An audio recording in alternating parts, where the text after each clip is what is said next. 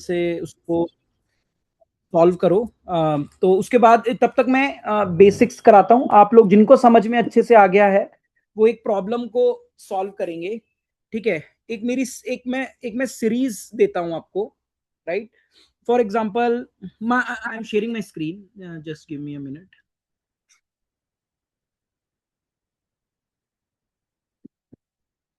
ठीक है, my screen is visible, give me thumbs up if you are able to see my mirror tab.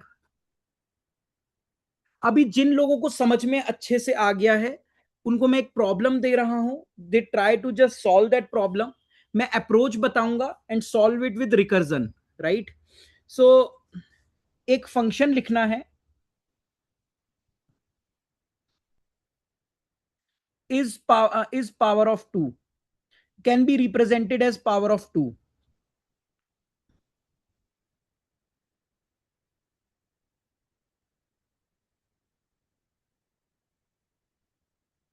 Can represent power 2। Simple function है, ये एक number लेगा। ठीक है, अब इसका जो आउटपुट है, ठीक है,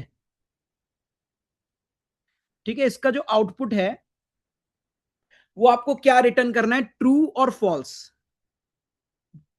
it will be a boolean, boolean output आएगा। और ये क्वेश्चन क्या है, बहुत क्लियरली समझो। मैंने कोई नंबर दिया, यहां पर नंबर दिया 64, नंबर दिया मैंने 64। तो I can I represent 64 as power of 2? Can I represent number 64 as power of 2? Give me thumbs up और any response. Yes. What will be the power of 2 to get 64? 2 to the power 4 is 16. Yes, 6. Friends please session में काफी अच्छे से ध्यान से बैठिए। These are very interesting sessions और very important sessions. तो 64 I can represent at 2 to the power 6, right? तो मैंने कुछ नंबर दिया है, I gave the number, right? आपको इस फंक्शन से रिटर्न करना है। अगर ये नंबर मैं टू की पावर में इस नंबर को रिप्रेजेंट किया जा सकता है, देन रिटर्न ट्रू। अगर ट्रू टू की पावर में इसको रिप्रेजेंट नहीं किया जा सकता, then return false. For example, अगर मैंने 64 की जगह यहां पास किया होता 69, तो मैं इसको टू की पावर में रिप्रेजेंट नहीं कर सकता, इसको टू की पावर में रिप्रेजेंट नहीं कर सकता, राइट? तो then this method should return false. तो सिंपल सा रिकर्सिव मैं आप लोगों को चाहता हूं, लूप से आप रिकर्जन को मैप कर पा रहे हो। तो how the approach should be, आपने नंबर लिया, फॉर एग्जाम्पल आपने नंबर लिया यहां पे 64, राइट? इसको नेक्स्ट स्टेप में डिवाइड करो बाय 2, नेक्स्ट स्टेप में डिवाइड करो बाय 2। 64 बाय 2, 32। नेक्स्ट स्टेप में इसको डिवाइड करो बाय 2, नेक्स्ट स्टेप में इसको डिवाइड करो by 2, you will get 16। Next step में इसको डिवाइड करो by 2, you will get 8। Next step में इसको डिवाइड करो by 2, you will get 4। Next step में इसको डिवाइड करो by 2, I am writing here, then you will get 2। तो अगर आप ये देख रहे हो, मैं whenever I am continuously dividing by 2, at the and I am able to reach 2। मैं हर स्टेप पे divide by 2, divide by 2, divide by 2 कर रहा हूं। अगर मैं 2 पर रीच कर पा रहा हूं, तो मैं ये कह सकता हूं कि ये जो नंबर है ये 2 की पावर से रिप्रेजेंट किया जा सकता है। Give me thumbs up if you got this, you got this. क्योंकि if I am dividing by 2 here, तो मैं वापस इसको मल्टीप्लाई बाय 2 करके लिख सकता हूं ना।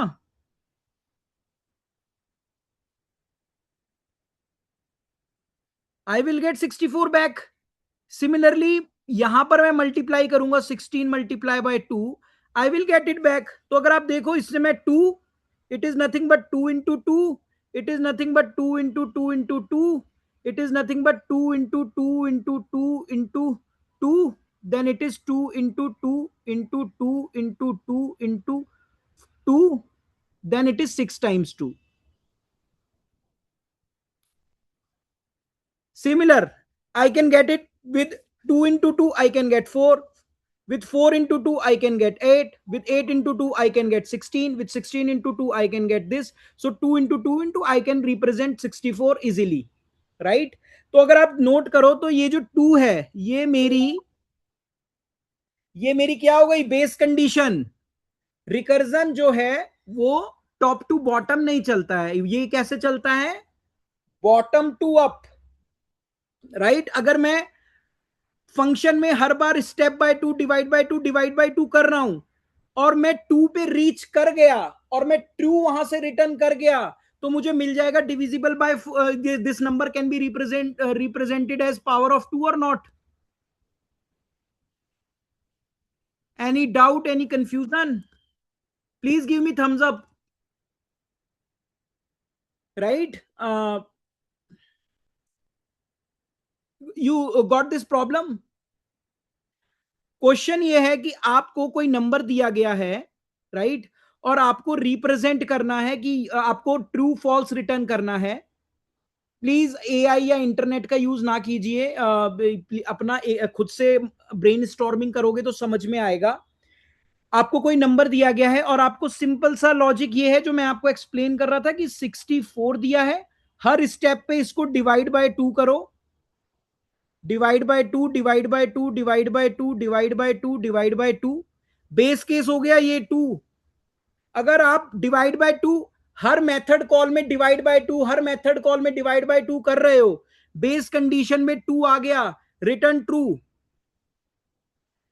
क्योंकि ये नंबर 2 की पावर में रिप्रेजेंट हो सकता है।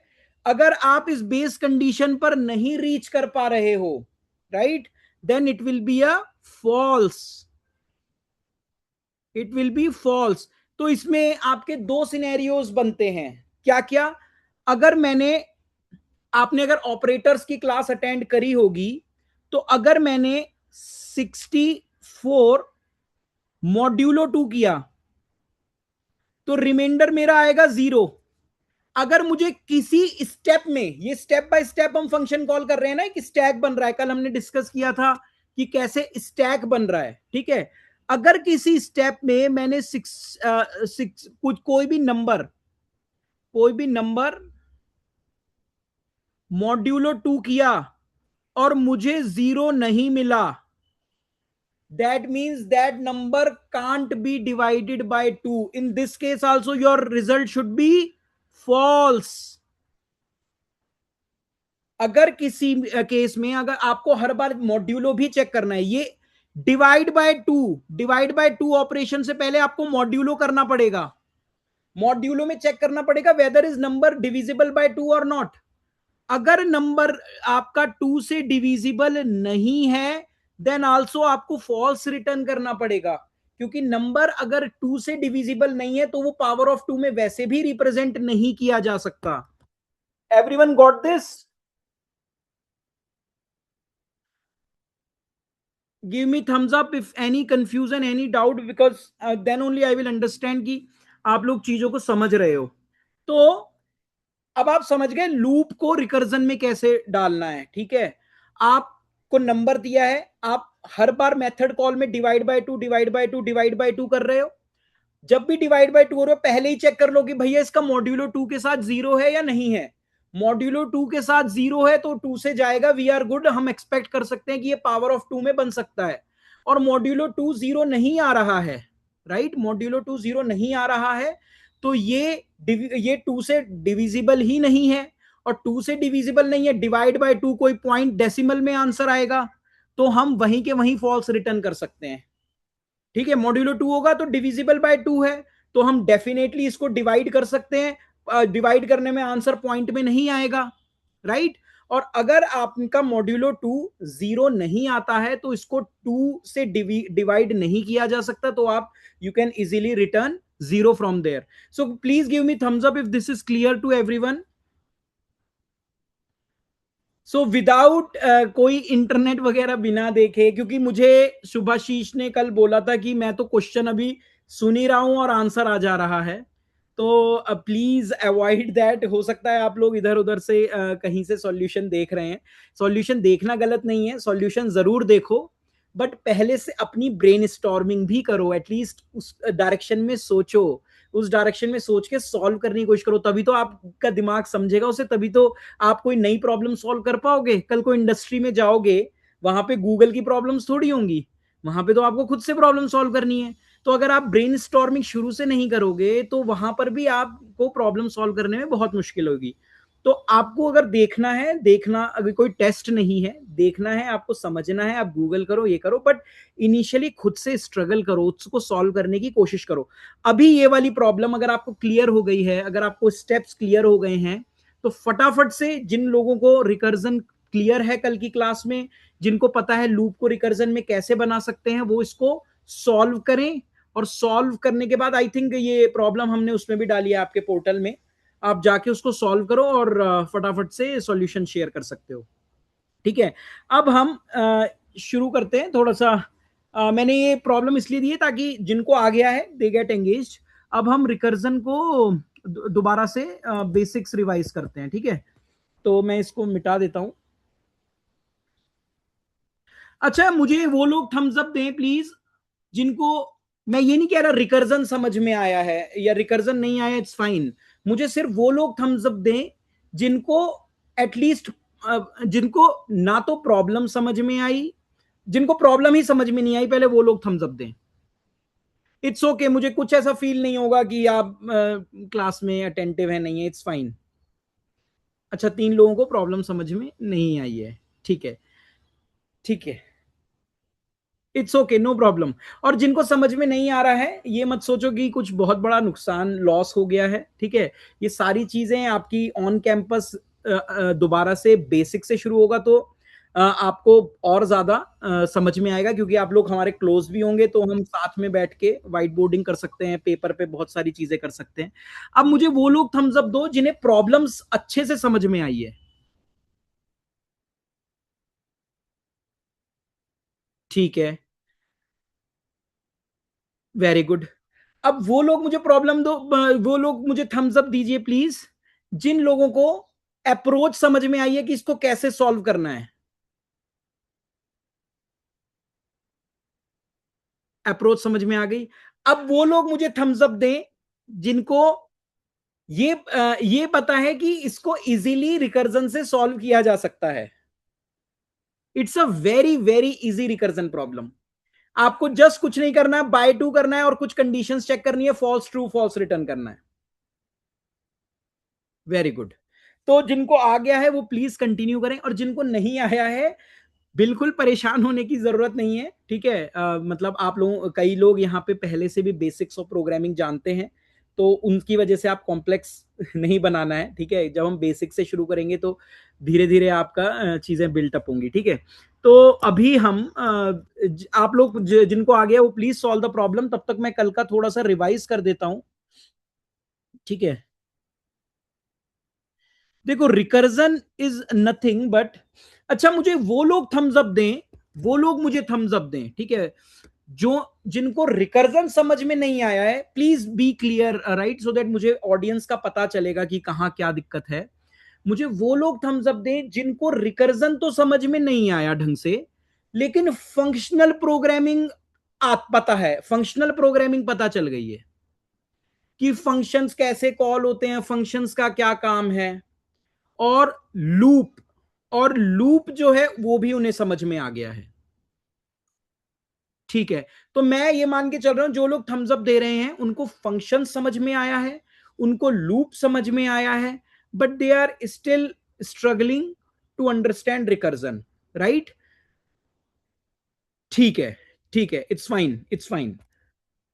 तो अब मैं ज्यादा डायग्रामेटिकली नहीं बताऊंगा. कल मैंने बहुत ज्यादा आपको डायग्रामेटिकली चीजें एक्सप्लेन करी, पूरा ट्री बना के समझाया. ठीक है, वो हेल्पफुल रहता है, बट आई थिंक कुछ आप लोगों को मे भी उतना हेल्पफुल नहीं रहा हो. तो बट आपको अंडरस्टैंडिंग क्लियर होनी चाहिए वो, क्योंकि that helps to build a new recursion problem. क्योंकि रिकर्जन की जब भी प्रॉब्लम होती है ना, तो we are able to best solve it using the tree structure, कि हमारा कैसा कॉलिंग पैटर्न है, ठीक है। लेकिन मैं आज वो उससे उस अप्रोच को ड्रॉप करके कुछ नई अप्रोच से समझाने की कोशिश करता हूं। अगर आपको फंक्शनल प्रोग्रामिंग और लूपिंग क्लियर है, तो आप इससे कहीं ना कहीं रिलेट कर पाओगे और उस चीज को समझ पाओगे, ठीक है। Let's do this thing. So my if my screen is visible, right? My screen is visible, give me thumbs up. My screen is visible. हाँ, चलो। अब जैसे कि हमने कल एक प्रॉब्लम पढ़ी थी जिसमें हम क्या कर रहे थे कि भैया सम बता दो। किसका सम बता दो? 10 नेचुरल नंबर्स का, या 10 20 जितने भी, मैं मतलब यहां पे दूंगा नम, ठीक है। अब यहां से मैं कहता हूं कि मुझे जो भी यहां पर नंबर दिया है, फॉर एग्जांपल 5 दिया है, मान लो मैंने यहां पे पहले मैं यहां पे मैंने 5, पहले मैं कोड लिख देता हूं, ठीक है। डेफ सम नम, ठीक है। अगर नम इक्वल टू 1 है, राइट। अगर मान लो, ये छोड़ो, 5 छोड़ो, अगर यहां पर 1 आया, तो 1 नेचुरल नंबर का सम क्या होगा? Can you give me answer? Only those people give me answer जिन्हें रिकर्जन समझ नहीं आया, ठीक है। 1 आएगा, ठीक है। तो अब मुझे ये तो पता है कि जब मैंने डेफ सब दिया, अगर नंबर 1 ही आ गया तो मेरा रिटर्न 1 ही होगा, ठीक है। तो ये मेरी हो गई बाउंड्री, ये कंडीशन हो गई मेरी, ठीक है। इतना समझ में आ गया, ठीक है। अब नंबर 1 क्यों आएगा भैया? 1 तो कोई डालेगा ही नहीं इसमें आर्ग्यूमेंट में, जो सबको पता है 1 है तो 1 ही आएगा भैया आंसर। तो 1 तो आएगा नहीं, लोग हो सकता है देंगे 500 600 700 का सम, ठीक है। तो अब इसमें क्या है कि अगर वो नहीं है, तो बाकी मैं क्या कर सकता हूं? रिटर्न कर सकता हूं। यहां आपको प्रॉब्लम हो जाती है समझने में, कि मैं कर रहा हूं, तब मुझे रिटर्न करो number plus sum of number -1। यहां आपको समझने में दिक्कत किस किस को है? ये वाली स्टेटमेंट समझने में मुझे थम्स अप दो। ये वाली स्टेटमेंट समझने में किस किस को दिक्कत है? हम तो बाकी लोग जितने भी हैं, ये मत सोचिए कि मैं रिकर्जन को रिपीट ही करता रहूंगा। आप मेरे साथ बने रहिए, क्योंकि हम इसके बाद रिकर्जन की काफी इंटरेस्टिंग प्रॉब्लम सॉल्व करेंगे। लेकिन हमें सबका ध्यान रखना है, तो इसी वजह से मुझे ये सेशन को री रिपीट करना पड़ेगा, थोड़ा सा ब्रीफली बताना पड़ेगा। सर कंपाइलर में अच्छे से समझता है, हाँ करेक्ट। तो अब देखो, इस प्रॉब्लम को समझने के लिए आपको दिक्कत आ रही है, ठीक है। ठीक है, हम इसको दो भागों में समझेंगे, हम इसको 2 पार्ट्स में समझेंगे, ठीक है। अब मुझे ये बताओ, अगर सम ऑफ 5 है, इसका मतलब ये हुआ 5 प्लस 4 प्लस 3 प्लस 2 प्लस 1। ये बात क्लियर है? जिनको रिकर्जन समझ नहीं आया वो थम्स अप दें अगर उन्हें ये क्लियर हो गया। ये क्लियर है? गिव मी थम्स अप जिनको समझ रिकर्जन समझ नहीं आया, लेकिन अब ये स्टेटमेंट समझ आ गई कि सम ऑफ 5 क्या है, ठीक है, वेरी गुड। अब सम ऑफ 4 हमारा हुआ 4 प्लस 3 प्लस 2 प्लस 1। ये सम ऑफ 4 हुआ। ये जो पार्ट है, this is nothing but this part.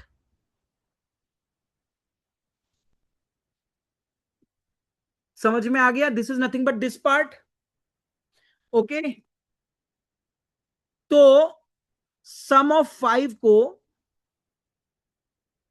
ये लिखा जा सकता है 5 प्लस सम ऑफ 4। अभी मैं उसमें नहीं जा रहा हूं, कोडिंग में। हो सकता है आपको कोडिंग में समझने में दिक्कत आ रही हो, बट ये बात समझ में आ गई। ये बात समझ में आ गई। गिव मी थम्स अप जिन्हें रिकर्जन समझ नहीं आया, लेकिन ये चीज समझ में आ गई, ठीक है, वेरी गुड। अब जब ये सम ऑफ 4 है, ठीक है, इसको मैं सिमिलरली ऐसे लिख सकता हूं, sum of 5 plus 5, sorry, sum of 5 equal to 5 plus 4 plus sum of 3। मैंने अब 5 को भी तोड़ दिया, 5 को मैं लिख सकता हूं 4 प्लस सम ऑफ 3, राइट। चलो ठीक है, अब आपको ये चीज आ गई है समझ में, ठीक है। अब आपको ये तो समझ में आ गया कि मेरा एक फॉर्मूला बन सकता है, ये sum of n is equal to n plus sum of n minus one.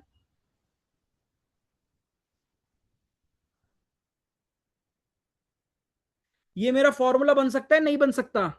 मैंने अभी आपको एक्सप्लेन किया ऊपर कि कैसे ये काम कर रहा है, तो मैंने 5 के लिए, 4 के लिए, सिमिलरली 3 के लिए मैंने एक्सप्लेन किया। तो अब ये थम्स अप करो कि ये फॉर्मूला बन सकता है। मैं n minus one natural number का सम फाइंड कर लूं, उसमें n ऐड कर दूं, तो मुझे sum of n natural number मिल जाएगा। Please give me thumbs up if it is clear, right. और सेम फॉर्मूला मैंने यहां लिखा है, सेम फॉर्मूला मैंने यहां लिखा है, it is clear. Same formula मैंने यहां लिखा है, this is clear to everyone. अभी मैं, अगर आपको प्रोग्रामेटिकली समझ नहीं आ रहा, इट इज फाइन, मैं अभी उस पर आया नहीं हूं, लेकिन मुझे थम्स अप चाहिए, ये पता लग गया कि यही फॉर्मूला मैंने रिपीट किया है। अब आपको प्रॉब्लम ये आपका क्वेश्चन हो सकता है, ये कंप्यूटर में डायरेक्ट फॉर्मूला कैसे काम कर रहा है। ये थम्स अप दो जिन्हें ये डाउट है कि कंप्यूटर में ये फॉर्मूला लिख दिया कैसे काम कर रहा है। ठीक है, तो अब हम क्या करेंगे, देखो इसको प्रॉपरली डीबग करेंगे। अगर ये भी किसी को समझ में नहीं आया, एक बार मुझे थम्स अप दो, ये वाली चीज भी समझ, मैं अभी कोडिंग पे नहीं गया हूं, मैंने बस फॉर्मूला समझाया है। मुझे सिर्फ वो लोग थम्स अप दो जिन्हें ये फॉर्मूला अभी भी समझ में नहीं आया है। एक बंदे को नहीं आया है या सबको आ गया है? ठीक है, मैं और 10 मिनट्स दूंगा इस पर, क्योंकि फिर हम नई नई चीजें भी करेंगे, इसी वजह से क्या कहते हैं, प्लीज केयरफुल्ली लिसन करना, ठीक है।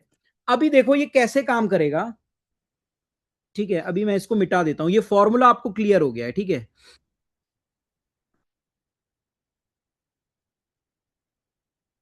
ठीक है, अब हम इसको करते हैं ड्राई रन, इसको हम करते हैं ड्राई रन, ठीक है।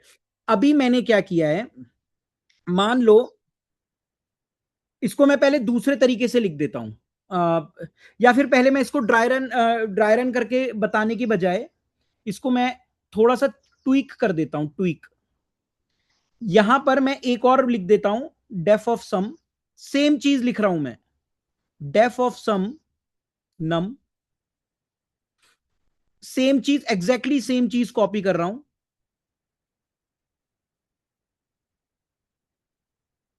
कुछ डिफरेंस नहीं है, कुछ भी डिफरेंस नहीं है, मैंने एग्जैक्टली सेम चीज कॉपी कर रहा हूं।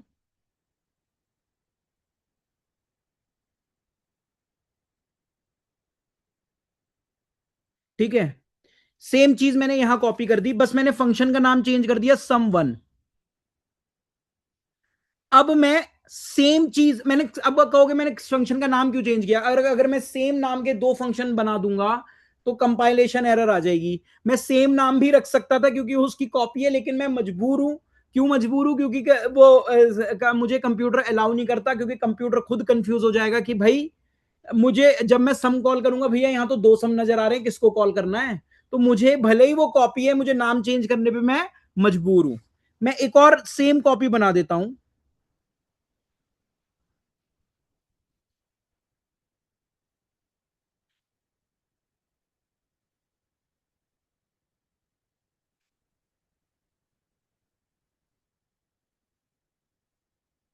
सेम कॉपी मैंने बना दी।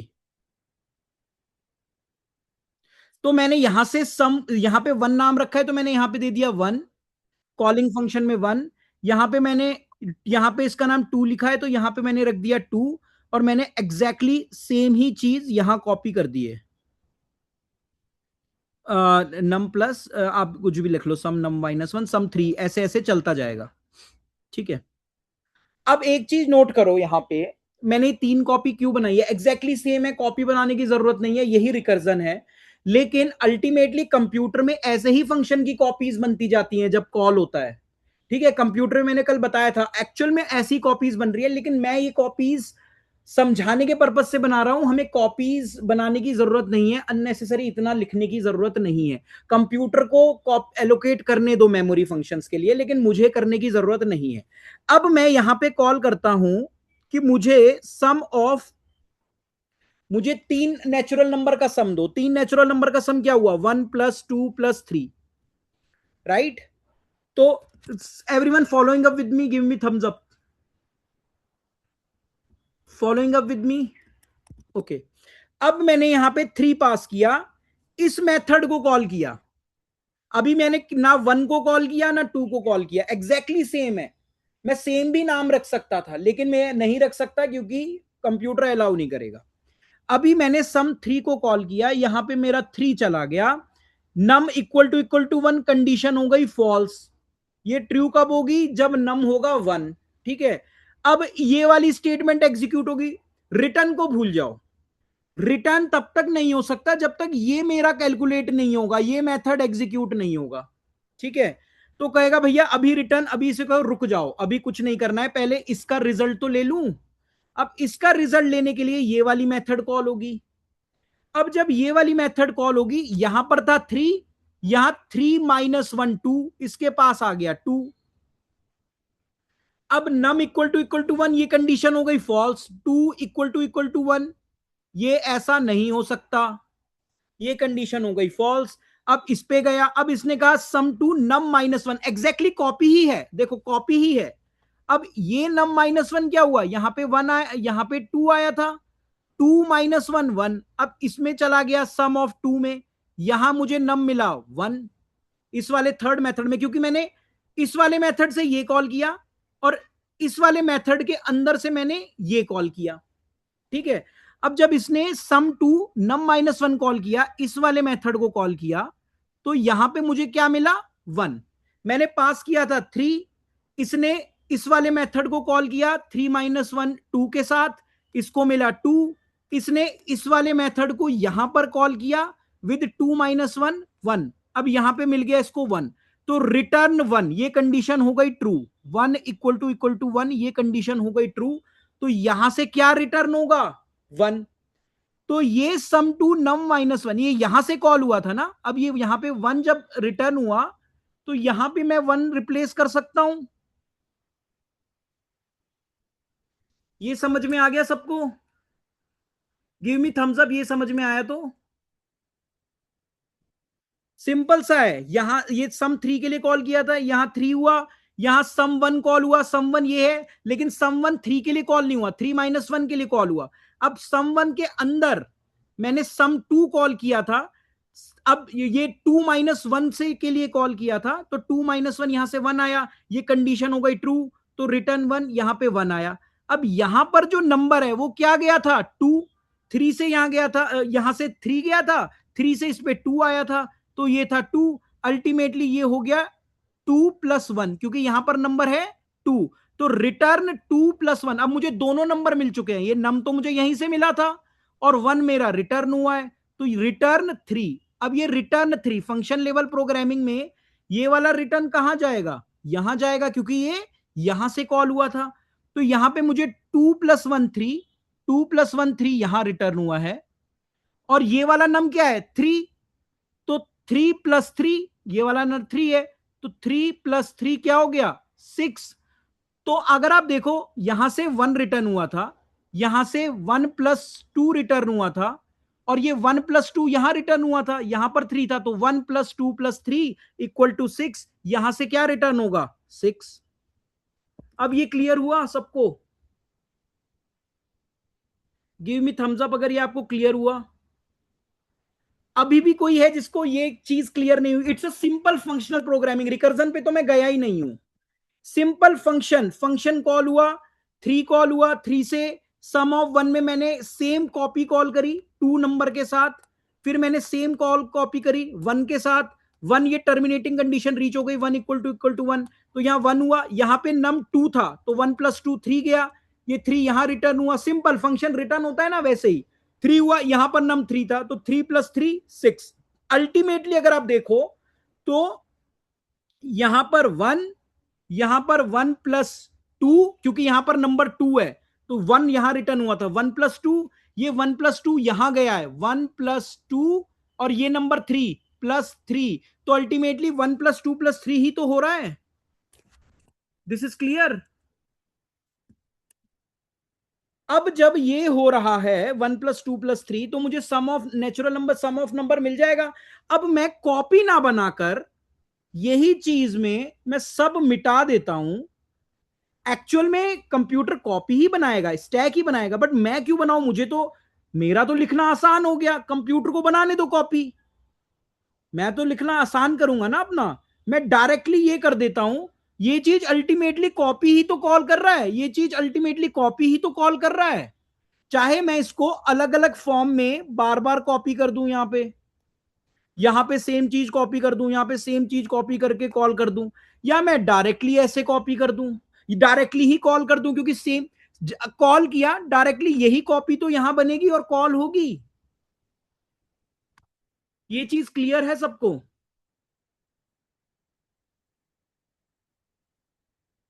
देखो अभी भी अगर किसी को क्लियर नहीं है तो देखो, मैं आप लोगों को ना खुद से एक बार ड्राई रन लिख लिख कर करना पड़ेगा, राइट? मैं भी इस फेज से होकर गुजरा हूं, राइट? नहीं समझ में आना कोई दिक्कत नहीं है, राइट? और इट्स नॉट लाइक किसी को जल्दी आ रहा है, किसी को देर में आ रहा है, it's not at all like that. कुछ लोग शुरू से ही काफी कुछ कर रहे होते हैं, तो उनके ऑलरेडी ब्रेन में न्यूरॉन्स नेटवर्क सेट होते हैं, तो दे कैचअप, वो उनको जल्दी कैचअप हो जाता है। आप लोग थोड़ा लेट स्टार्ट कर रहे हैं, तो थोड़ा सा हो सकता है टाइम लगे, but ultimately everyone has to reach on the same goal. ठीक है, अभी देखो ये मैंने समझा दिया, अब हम कुछ इंटरेस्टिंग प्रॉब्लम्स को सॉल्व करते हैं। तो बाकी लोग जिनको रिकर्जन आ गया है, प्लीज फोकस हेयर। ठीक है, अभी हम कुछ एक्स्ट्रा एडिशनल प्रॉब्लम सॉल्व कर रहे हैं। मैंने कल का थोड़ा सा ट्री बना के तो मैंने नहीं समझाया, बट मैंने थोड़ा सा वैसे समझाया, क्योंकि कई लोगों को मुझे फीडबैक मिला ट्री से नहीं समझ में आ रहा है, प्रॉब्लम लेके समझाओ, तो मैंने थोड़ा सा अलग नजरिए से इसको समझाने की कोशिश करी है। ठीक है, अच्छा ये बताओ, जिन्हें पहले नहीं आया था लेकिन इस अप्रोच से काफी हद तक समझ आ गया, please give me thumbs up. चलो ये मेरी विन हुई। अगर आपको इस नजरिए से कुछ समझ में आया, तो ये बस copy copy copy, simple functional level programming, बस कॉपी ना बना के वही चीज कॉल कर दी। कंप्यूटर को कॉपी बनाने दो ना, कंप्यूटर को कॉपी बनाने दो, मैं लिख के कॉपी क्यों बनाऊं? मैंने तो कॉल कर दिया, आप कंप्यूटर उसको अलग कॉपी स्टैक बना के वैसे करे। मैं क्यों बार बार अपना कोड रिपीट करूं, सम 1 सम 2 सम 3? मान लो मुझे 1000 बार कॉल करना है, मैं 1000 फंक्शंस कंप्यूटर को बनाने देता हूं ना, खुद क्यों बनाऊंगा? ठीक है, तो जो लोग हैं, जिन लोगों को लग रहा है सेशन स्लो जा रहा है, प्लीज कुछ कुछ नई प्रॉब्लम्स देख देख के करते रहो, क्योंकि हमें सबको साथ में लेके चलना है। यही मैंने जब एसएसबी दी थी इंडियन आर्मी की, तो मैंने यही सीखा था कि if group is winning then only you are winning. अगर क्योंकि हमें इंडिविजुअली हम अगर जीत जीत भी लें, अगर इंडिविजुअली अकेले जीत भी लें, तो आपको वो खुशी नहीं मिलेगी, राइट? हम पूरा एज अ ग्रुप, हमें एक दूसरे को सपोर्ट करना है, एक दूसरे को साथ करना है, वही that is the true win, right? अकेले चलने में क्या है? अकेले चल के आप कल को अकेले कुछ बन भी जाओ, but you need group to be happy, right? तो ठीक है, अब हम कुछ इंटरेस्टिंग प्रॉब्लम्स को सॉल्व करते हैं। ठीक है, अच्छा किस किस को पता है कि फिबोनाची सीरीज क्या होती है? फिबोनाची सीरीज ये एक बहुत ही नेचर का बहुत ही क्या कहते हैं, काइंड ऑफ, जैसे नेचर में कुछ चीजें मुझे लगता है कि बहुत ही स्टैंडर्डाइज्ड हैं। देखो, एक्चुअल में अगर आप देखो ना, आपने कई बार पीयूष सर से भी सुना होगा, अदर सर से भी सुना होगा कि नेचर जो है पूरी प्योर मैथमेटिक्स है। नेचर में हर चीज ना काइंड ऑफ ऐसा लगता है कि कोई बहुत ही बड़ा लेवल का साइंटिस्ट है, और हर चीज एक मैथमेटिक्स के अनुसार चलती है। आप अगर कोई बॉल भी उछाल रहे हो, उसकी भी एक इक्वेशन है जो गवर्न करती है कि किस पोजीशन पे वो बॉल की क्या पोजीशन होगी, राइट? तो हर चीज जो है ना, जैसे एक नंबर 7 है, 7 नेचर का बहुत लविंग नंबर है। आपने सुना होगा 7 समुंदर, आपने सुना होगा 7 स्वर, आपने सुना होगा 7 लाइट्स। तो कुछ चीजें नेचर की बहुत फेवरेट नंबर्स में आती हैं, और कुछ चीजें हैं जो हर चीज, इवन हमने जब एआई की क्लास की होगी, कईयों ने आपने देखा होगा कि कैसे हमारा ब्रेन भी प्योर मैथमेटिक्स पे ही काम कर रहा है, क्योंकि जो एआई का निर्माण हुआ है वो प्योर मैथमेटिक्स पे ही हुआ है, और वो हमारी तरह सोच पा रहा है, because it has all those mathematical vectors, right? तो अभी मैंने ये सब चीजें क्यों बताई, सिमिलरली फिबोनाकी भी एक नेचर का बहुत ही अच्छा वो है सीरीज। तो इसको डिटेल में आप खुद पढ़ लेना कहाँ कहाँ ये सीरीज यूज होती है। बट अगर आप देखो मतलब ये सीरीज कुछ ऐसी होती है, जिनको नहीं पता है उनके लिए बता रहा हूं, जिनको पता है वेल एंड गुड। तो पहला नंबर है 1, ठीक है, वेरी गुड। अब दूसरा नंबर पिछले 2 नंबर का सम है, लेकिन अनफॉर्चुनेटली कहो या कहीं ना कहीं से तो शुरुआत होगी, मुझे इसका पिछला नंबर नहीं पता, ठीक है, तो मैं इसको 0 ही मान लेता हूं। तो मेरे पास मिला एक और 1, 1 + 0 1, ठीक है। अब इन दोनों नंबर को ऐड करो, 1 + 1 आया 2। अब इन दोनों नंबर को ऐड करो, 2 + 1 आया 3। अब इन दोनों नंबर को ऐड करो, 3 + 2 आया 5, ठीक है। 5 + 3 आया 8। अगर मैं इंडेक्स 1 के अनुसार चलूं, कंप्यूटर साइंस में आपने पढ़ा होगा एरे वेरे सब 0 से शुरू हो रहे हैं, लेकिन ठीक है हम 1 से स्टार्ट करते हैं, ठीक है। तो मेरा फर्स्ट नंबर तो फिबोनाकी सीरीज का हो गया 1, ठीक है। थर्ड नंबर मेरा फिबोनाकी सीरीज का हो गया 2। This is my third number, first second third. और सिक्स्थ नंबर मेरा फिबोनाकी सीरीज का हो गया 8, राइट। कुछ ये चीज क्लियर है, ये सीरीज क्लियर है? Please give me thumbs up if this series is clear. Correct correct Ativ, right. और ये अगर सीरीज आपको क्लियर है तो हम अब डिस्कस करने वाले हैं कि आपको कोई एक नंबर मिला है, ठीक है। अगर आपको कोई एक नंबर मिला है तो आपको जैसे मान लो मैं कहूं मैंने पास किया 6, आपको रिटर्न करना है 6 नंबर पे कौन सा फिबोनाकी सीरीज का कौन सा नंबर आएगा। जैसे यहां पे मैं बात करूं, मेरा 6 नंबर है, 1 2 3 4 5 6, मेरा 8 नंबर आएगा 6 नंबर पे। मतलब मैं दूंगा कि मेरी 10th, इस सीरीज का 10th नंबर क्या होगा, वो आपका प्रोग्राम रिटर्न करना चाहिए। This is the classical problem of recursion. तो कौन कौन कॉन्फिडेंट है कि ये बना लेगा विदाउट यूजिंग एनी एआई और इंटरनेट और anything? Give me thumbs up who is confident he can do that. I am getting only 1 thumbs up, 2 thumbs up. Yes, Rishabh. Position. You are given the position of number. You have to tell me the number with this Fibonacci series. लेकिन देखो आप लोग कई लोग कह रहे हो कि they can make it, but इसका इसको पहले कोड करते हैं, ठीक है, उसके बाद इसको समझेंगे कि कोड कैसे काम कर रहा है, वरना मुझे लगेगा कि मैं कुछ हैंड्स ऑन ही नहीं कर रहा हूं। तो डेफ करते हैं फिबोनाकी, ठीक है। और यहां पे मुझे मिल गया है एक नंबर। मुझे ये एक्चुअल में नंबर नहीं कहूंगा, मैं इसको कह देता हूं इंडेक्स, क्योंकि मेरा प्रॉब्लम है कि मुझे इंडेक्स दिया है, 10th इंडेक्स पे कौन सा नंबर होगा, ठीक है। अब मैं नंबर लिख दूं इसको, आप लोग कहोगे ये नंबर, नंबर तो मैं रिटर्न करूंगा ना, वैल्यू उस इंडेक्स पे क्या नंबर है मैं वो, इसलिए हमें वेरिएबल के जो नेम्स है ना, हमेशा we have to make sure कि हम जो है वही दें, मतलब वही दें जो कि इजी टू रीड हो। मैंने अभी के लिए इसको इंडेक्स ले लिया, राइट। अब मुझे एक चीज पता है, जिनको समझ में नहीं आएगा ये कंडीशंस, वो प्लीज परेशान ना हो, ठीक है, हम ये सेशंस करते रहेंगे। अगर मैंने पता है कि अगर मेरा इंडेक्स 0 है या मेरा इंडेक्स 1 है, ठीक है, लेट्स स्टार्ट फ्रॉम 1, छोड़ो ये 0 की कहानी, 0 को हम एरे तक ही रहने देते हैं अभी के लिए। अगर मेरा मैं कहूं कि मुझे पहला नंबर दे दो फिबोनाकी सीरीज का, या मैं कहूं दूसरा नंबर दे दो, इसके लिए क्या आंसर आएगा? What will be the answer? Correct, 1। क्योंकि अभी मैंने सीरीज में आपको जस्ट अभी बताया ये चीज कि ये सीरीज कुछ इस तरीके से होती है, 1 1 2 3 5, राइट। क्योंकि लास्ट 2 को हम ऐड कर रहे हैं, 3 + 2 5, नेक्स्ट आएगा 5 + 3 8, हम लास्ट 2 को ऐड कर रहे हैं। तो 1 + 1 2, 3 + 2 5, 5 + 3 8, 8 + 5 13। सो ऐसे ये सीरीज ग्रो होती चलेगी, राइट। तो मुझे पता है अगर इंडेक्स 1 है या फिर इंडेक्स 2 है, this is my first index, this is my first index, this is my second index, this is my third index, this is my fourth index. अगर मेरी इंडेक्स 1 है तो वैल्यू 1 है, अगर मेरा इंडेक्स 2 है तो भी वैल्यू 1 है, अगर मेरा इंडेक्स 3 है तो वैल्यू 2 है। लेकिन मैं इंडेक्स 3 को नहीं कंप्यूट कंसिडर करता हूं यहां पे। मैं कहता हूं भैया इंडेक्स 1 हो 2 हो, दोनों के लिए सेम ही रिटर्न हो रही है चीज 1। This is clear to everyone? Give me thumbs up,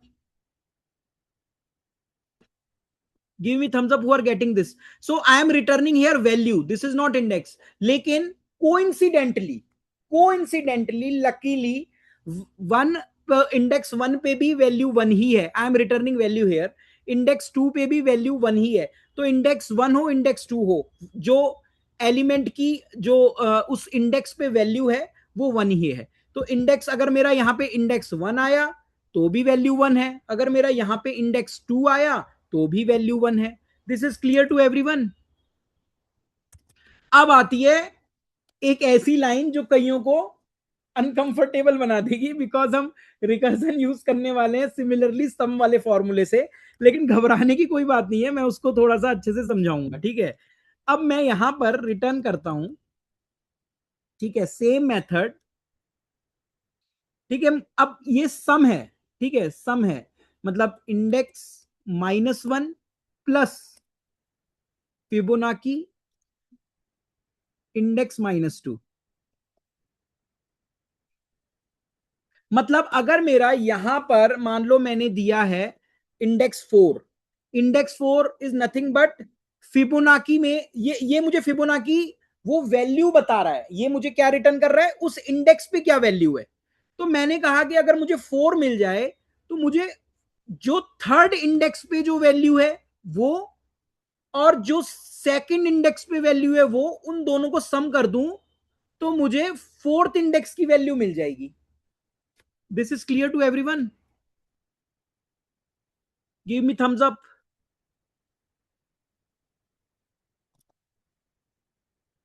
I am repeating, मैं रिपीट कर रहा हूं कि अगर मान लो मैंने ये मेथड क्या रिटर्न करता है, पहले ये बॉडी को भूल जाओ। ये मेथड रिटर्न करता है कि आप मुझे बताओ, आप मुझे इंडेक्स दो, इंडेक्स कुछ नहीं होता, पोजीशन, इट इज फ्रॉम 1 2, मैं 1 बेस ले रहा हूं, 0 बेस नहीं ले रहा हूं, दोबारा बार बार रिपीट कर रहा हूं मैं इस चीज को। तो 1 2 3 4 5 6 7, 1 2 ये इंडेक्सेस हो गए, और जो वैल्यू है वो हो गई 1 पे 1, 2 पे 1, 3 पे वैल्यू हो गई 2, 4 पे वैल्यू हो गई 3, 5 पे वैल्यू हो गई 5, 6 इंडेक्स पे वैल्यू हो गई 8, 7 इंडेक्स पे वैल्यू हो गई 13। तो इसमें आप सिंपली देखो, ये मेथड रिटर्न करना चाहिए कि मैं इंडेक्स दूं। मान लो मैंने दिया 6 इंडेक्स, तो ये मेथड रिटर्न करेगा 8, उस पर क्या वैल्यू है, ये मेथड रिटर्न करेगा 8। अब मैंने सेम मेथड लिख दिया है, मैंने कहा अगर मुझे लेट से फोर्थ इंडेक्स पे क्या वैल्यू चाहिए, क्योंकि ये मुझे क्या रिटर्न करेगा, वैल्यू। फोर्थ इंडेक्स पे ये मुझे वैल्यू रिटर्न करेगा कि क्या वैल्यू है। तो मैं कहूंगा अगर मुझे थर्ड इंडेक्स की वैल्यू मिल जाए, फोर्थ के लिए मैंने इसको अभी फोर्थ फोर्थ लिया है, इंडेक्स इज फोर्थ हेयर, समझाने के पर्पज से, ठीक है। अगर मुझे थर्ड, क्योंकि ये वैल्यू रिटर्न कर रहा है ना, अगर मुझे थर्ड इंडेक्स पे वैल्यू मिल जाए, क्योंकि इस फंक्शन का रिटर्न क्या है, वैल्यू, और मुझे सेकंड पे जो इंडेक्स है उस पे वैल्यू मिल जाए, और उन दोनों को मैं ऐड कर दूं तो मुझे फोर्थ इंडेक्स पे वैल्यू मिल जाएगी। जिन जिनको समझ में आया थम्स अप कर दो। गॉट इट सिद्धार्थ, श्रेयांश, वेदांत, ठीक है। ये इंडेक्स से कंफ्यूज मत हो, ये एक्चुअल में ये मेथड जो है ये वैल्यू ही रिटर्न कर रहा है। तो मैं कहूंगा अगर मैं फोर्थ इंडेक्स पे मुझे वैल्यू चाहिए, क्योंकि ये भी मुझे वैल्यू ही रिटर्न करेगा, तो मैं कहूंगा भैया थर्ड इंडेक्स की वैल्यू ले आ, और क्योंकि 4 - 1 3, तो ये हो गया 3, मैं कहूंगा 3 इंडेक्स की वैल्यू ले आओ, और 4 - 2 2, और 2 इंडेक्स की वैल्यू ले आओ, क्योंकि ये मेथड वैल्यू ही रिटर्न कर रहा है ना। तो अगर मैं 3 इंडेक्स की वैल्यू और इंडेक्स 2 की वैल्यू ऐड कर दूं, तो मुझे 4 इंडेक्स पे क्या वैल्यू होगी वो मुझे मिल जाएगी। तो सिंपल सा ये फॉर्मूला लिख दिया फिबोनाकी के लिए, राइट। अभी मैं इसको रन करके चलाता हूं, ठीक है। तो इन दोनों के केस में तो हम 1 ही रिटर्न कर रहे हैं, वरना हम ये रिटर्न कर रहे हैं। फटाफट से इस मेथड को कॉल करके देख लेते हैं, प्रिंट भी कराना पड़ेगा।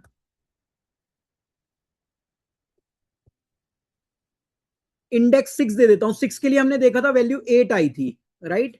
Let's see if it is working. See 8, 8 came, right. तो ये चीज किस किस को समझ में आ गई, थम्स अप दे दो।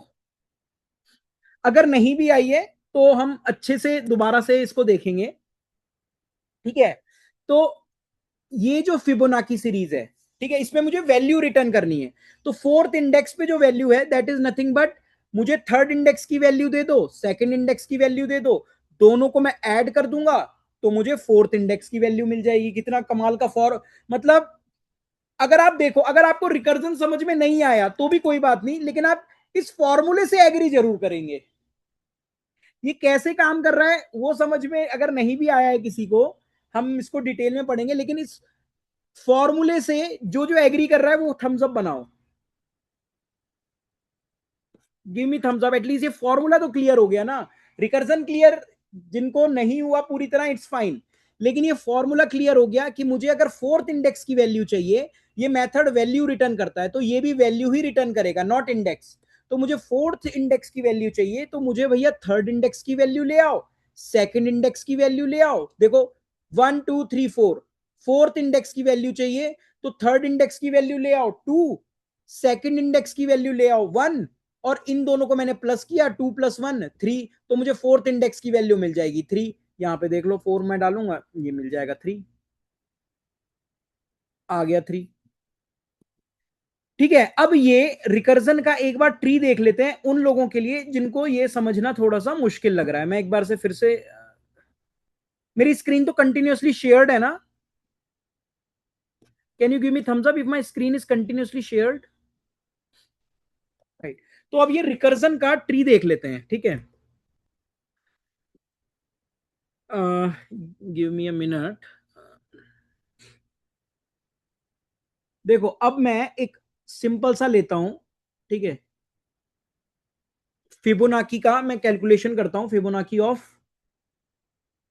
जिनको रिकर्जन उतना नहीं समझ में आ रहा है प्लीज डोंट वरी, हम इसको पर्सनली भी अच्छे से कवर करेंगे when you will be in university, ठीक है। अभी देखो मैंने मान लो फिबोनाकी ऑफ 4 लेके देखता हूं, मेरा थोड़ा ट्री छोटा बन जाएगा, ठीक है। अभी फिबोनाकी ऑफ 4 कैलकुलेट करने के लिए अभी मैं बता रहा हूं कि ये कैसे काम कर रहा है, रिकर्जन में प्रोग्रामेटिकली कैसे काम कर रहा है, उसका मैं ट्री बना रहा हूं, उसका मैं tree, so that you can visualise things. जब आप घर जाओ कोड को विजुअलाइज करो, दिस ट्री विल हेल्प, ठीक है। ये कुछ नहीं है, ये आप इस कोड को बस माइंड में रखो, इस कोड को माइंड में रखो, ठीक है। ये कुछ नहीं है, ये क्या कर रहा है, ये कॉल कर देता है एक तो फिबोनाकी 3 को, प्लस कहता है ये भी कॉल करो Fibonacci of 2। Fibonacci n is nothing but calling Fibonacci n minus वो इंडेक्स -1 इंडेक्स -2। तो फिबोनाकी 4 कर रहा है फिबोनाकी 3 प्लस फिबोनाकी 2। ये क्या कर रहा है, ये कह रहा है कि भैया फिबो ये nothing but Fibonacci of 2, 3 - 1 2, and Fibonacci of 1 3 - 2, Fibonacci of 1, ठीक है। एन, ये देखो इंडेक्स -1 इंडेक्स -2, तो इंडेक्स यहां पे 3 है, 3 - 1 2, 3 - 2 1। सिमिलरली ये क्या कर रहा है, ये भी 2 - 1 इंडेक्स -1 2 - 1 1, फिबोनाकी अगेन 2 - 2, क्योंकि हम दो कर रहे हैं ना, इंडेक्स -1 इंडेक्स -2, तो फिबोनाकी ऑफ 0 यहां पे बीच में ऐड हो रहा है, क्योंकि क्योंकि ये हम कोड में ऐड कर रहे हैं, ठीक है। अब एक चीज देखो, ये फिबोनाकी ऑफ 2, जो फिब ऑफ 2 है, हमने कोड में कंडीशन क्या लिखी है, हम let's go back to the code. Code में कंडीशन लिखी है फिबोनाची ऑफ 2, फिबोनाची ऑफ 1, दोनों के लिए 1 रिटर्न करे, वेरी गुड। अब ये कोड में क्या हो रहा है, ये भी 1 रिटर्न करेगा, ये भी 1 रिटर्न करेगा। कैसे रिटर्न करेगा, ये रहा, क्योंकि जब ये 2 के लिए कॉल होगा, जब ये 1 के लिए कॉल होगा, दोनों केस में ये 1 रिटर्न करेगा। तो ये हो गया 1 प्लस 1, 2 के लिए भी 1, उसके लिए भी 1। सिमिलरली ये मैंने इसको और आगे खींच दिया, बट मैंने फिबोनाची 2 पे ही टर्मिनेट कर दिया था एक्चुअली में, तो मुझे इसकी जरूरत नहीं है, क्योंकि जब ये फिबोनाची ऑफ 2 कॉल होगा, यहां पे 2 कॉल होगा तो इंडेक्स 2 है, तो हम 1 रिटर्न कर ही रहे हैं। तो पहले 1 प्लस 1 2। अभी मैंने कल बताया था ट्री में हम ऊपर जाएंगे, क्योंकि मेथड जो कॉल हुआ पेरेंट पे तो जाना पड़ेगा ना। तो ये 1 प्लस 1 जो 2 है वो कहां रिटर्न होगा, यहां रिटर्न होगा। तो ये यहां पे 2 रिटर्न हो गया। फिबोनाची ऑफ 2 क्या रिटर्न कर रहा है, वो तो डायरेक्टली यहां पे 2 आया तो उसने 1 रिटर्न कर दिया, तो यहां पे आया 1।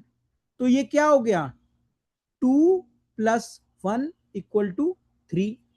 अब ये 3 कहां रिटर्न होगा, ये अपने पेरेंट पे रिटर्न होगा, फिबोनाची ऑफ 4। तो फिबोनाची ऑफ 4 आपका क्या हो गया, फिबोनाची ऑफ 4 आपका 3 रिटर्न हुआ। अब देख लेते हैं, 1 आया, पहला 1 आया, फिर आपका आया 2, और फिर आपका 2 प्लस 1 3। तो 1 2 3 4, तो फोर्थ इंडेक्स पे आपको 3 ही तो मिला। इसी तरीके से आप 5 का ट्री बनाओ, 6 का ट्री बनाओ, और इसको समझने की कोशिश करो। This is clear to everyone.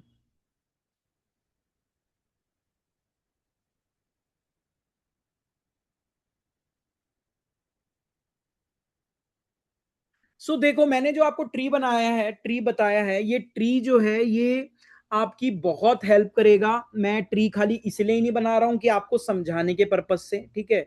कोई भी नई रिकर्जन की प्रॉब्लम आएगी जब आप एडवांस डीएसएल को पढ़ोगे, राइट, तो आपके पूरा ग्राफ होता है, ठीक है।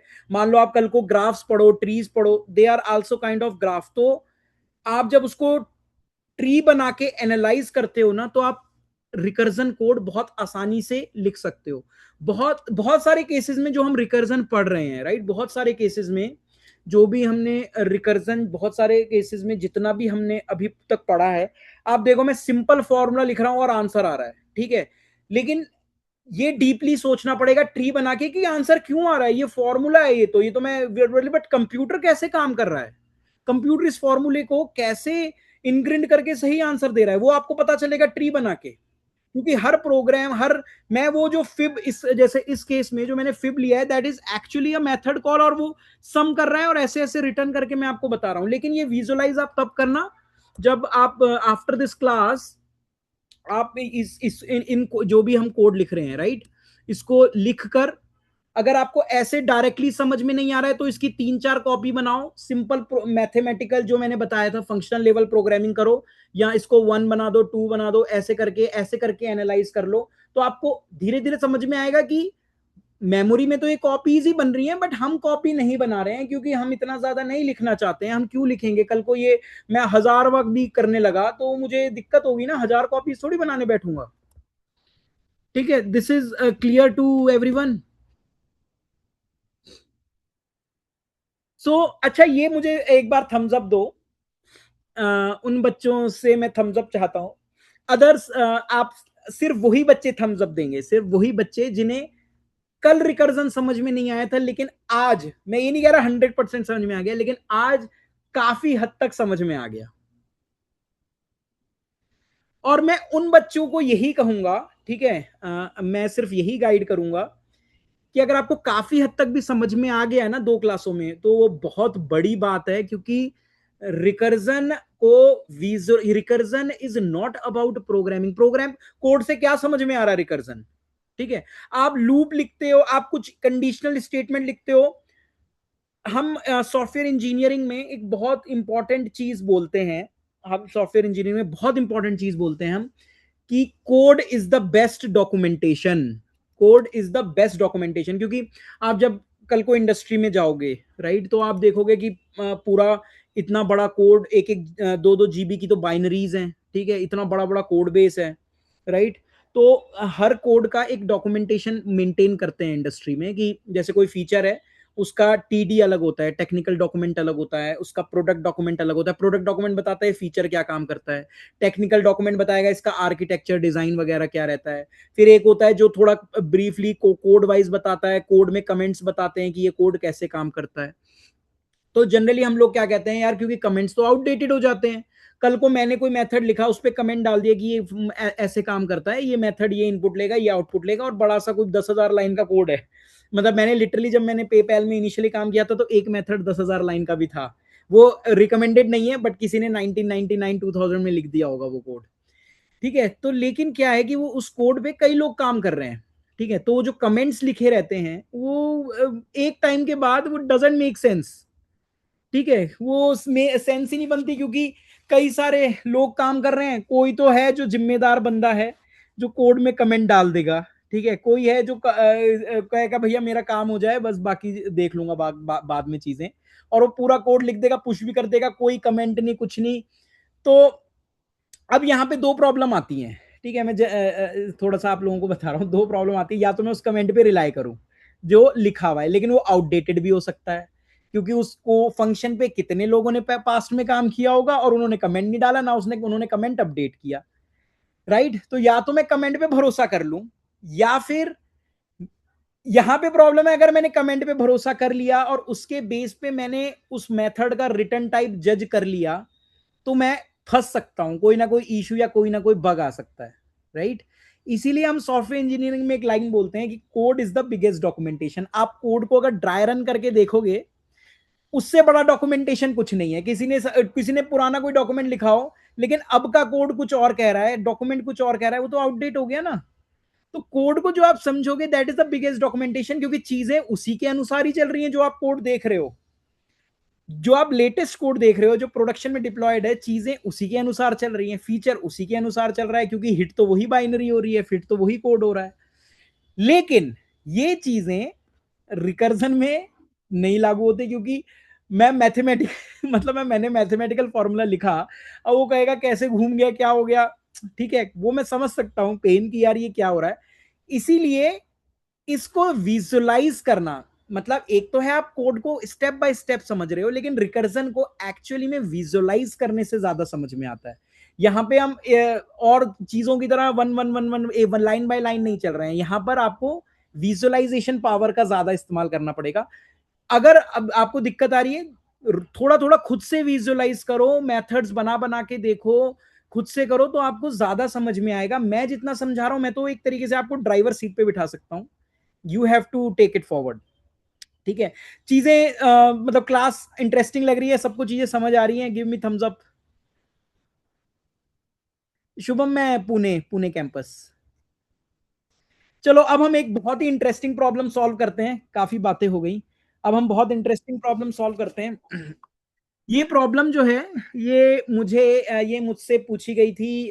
मैंने इंटरव्यू दिया था फ्लिपकार्ट का 2018 में। ठीक है, तो मुझे ओए राउंड, ऑनलाइन असेसमेंट राउंड में ये क्वेश्चन पूछा गया था। It's a very simple question, but it's good to know. Right, तो ऑनलाइन जनरली जब ऑनलाइन इंटरव्यूज होते हैं, उस समय क्या होता था, कोविड नहीं चलता था, तो सारे राउंड जो हैं वो फिजिकली ही होते थे, इन ऑफिस होते थे। ठीक है, कोविड टाइम में चीजें चेंज हो गई, मतलब आपको इन ऑफिस बुलाने लगे, आपको घर से ही इंटरव्यूज आप दे सकते थे। ठीक है, अब तो फिर से चीजें चेंज हो रही हैं, फिजिकली ऑफिस में आ रहे हो। तो जनरली उस समय क्या होता था 2018 में, जब प्री कोविड टाइम हुआ करता था, तो जो ऑनलाइन कोई आपका एक टेलीफोनिक स्क्रीनिंग होता था, तो वो स्क्रीनिंग में बहुत टफ क्वेश्चन नहीं पूछते हैं, वो देखते हैं कि बेसिक अंडरस्टैंडिंग, चीजें क्लियर हैं, सिंपल सिंपल कोड बंदा लिख पा रहा है।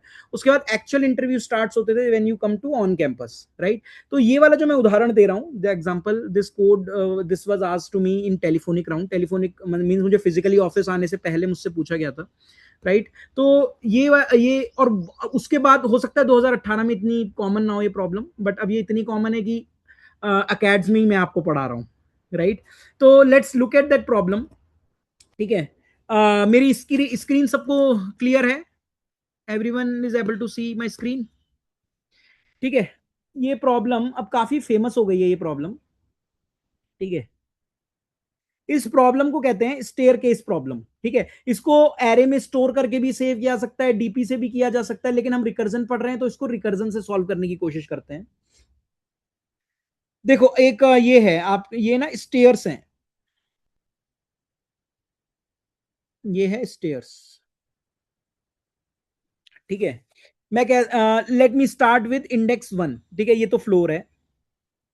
ठीक है, ये है मेरा फर्स्ट स्टेयर, ये है मेरा सेकंड स्टेयर, ये है मेरा थर्ड स्टेयर, ये है मेरा फोर्थ, ये है मेरा फिफ्थ, ये है मेरा सिक्स्थ। ठीक है, ठीक है, अब मुझे ऊपर चढ़ना है। अब ये जो है ऊपर चढ़ना है, यहाँ पे for example let's say campus है, मुझे पढ़ाई करनी है, यहाँ पे मुझे जाना है। ठीक है, अब कुछ लोग होते हैं यार बड़े डिसिप्लिन्ड होते हैं कि भाई एक एक ही सीढ़ी चढ़ेंगे, यहाँ पे एक सीढ़ी यहाँ चढ़ी, एक सीढ़ी यहाँ चढ़ी, एक सीढ़ी यहाँ चढ़ी। ठीक है, एक एक सीढ़ी चढ़ के ऊपर तक चढ़ जाएंगे। तो अगर एक एक सीढ़ी चढ़ के चलेंगे तो कितने, आई थिंक 6 स्टेप्स में you will be here in the campus. आपको 6 स्टेप्स चलने पड़ेंगे इस एग्जांपल में। ठीक है, लेकिन अब हैं कुछ मस्त मौला बच्चे। ठीक है, वो कुछ भी कर सकते हैं, मतलब it's not like they will always run with 1 2 3। अब कुछ मस्त मौला बच्चे हैं, वो क्या कर सकते हैं, वो या कभी एक सीढ़ी भी ले सकते हैं, कभी 2 स्टेयर्स भी एक साथ टाप सकते हैं।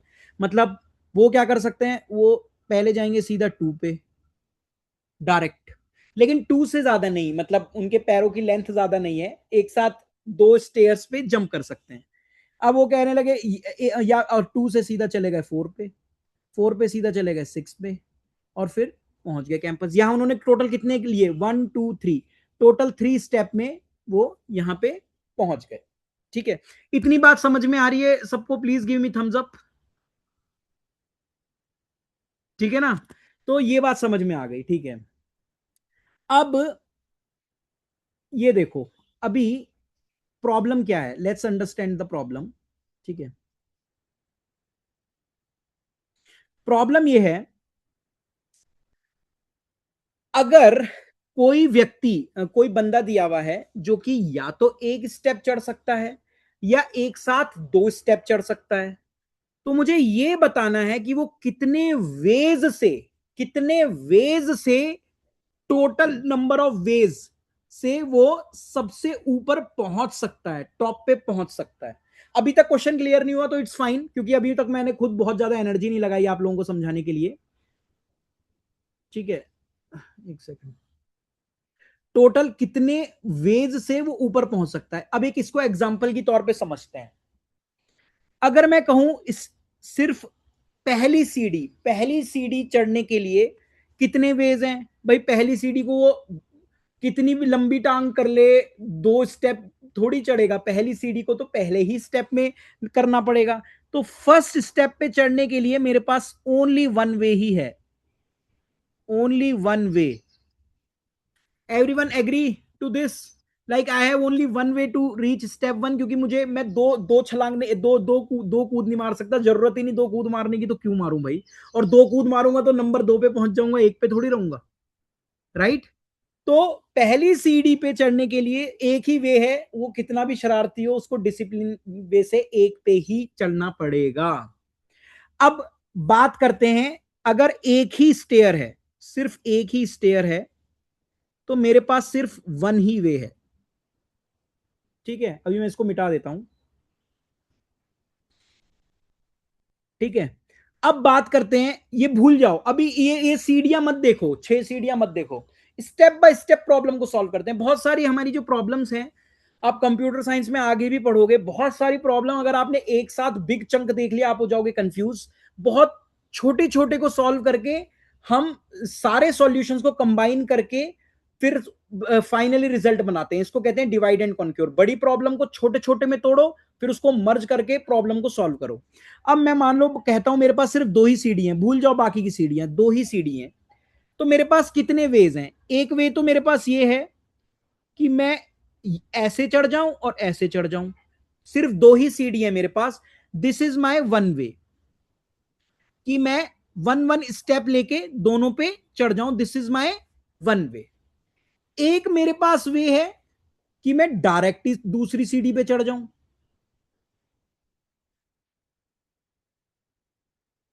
+1। मेरे पास दो वे है, नहीं है? Give me thumbs up if this is clear. दो वे हैं मेरे पास। एक तो मैं मुझे मेरे पास सिर्फ दो सीढ़ी है, तो मैं कितने वेज से दो सीढ़ी पे चढ़ सकता हूं? एक तो मैं पहले मैं इस पे चढ़ूं, फिर मैं इस पे चढ़ूं, एक ये वे हो गया। एक वे हो गया डायरेक्ट ही मैं दूसरी सीढ़ी पे चला जाऊं। दूसरा वे ये हो गया, मैंने इस पे पैर ही नहीं रखा। दिस इज क्लियर कि मेरे पास दो वे हैं।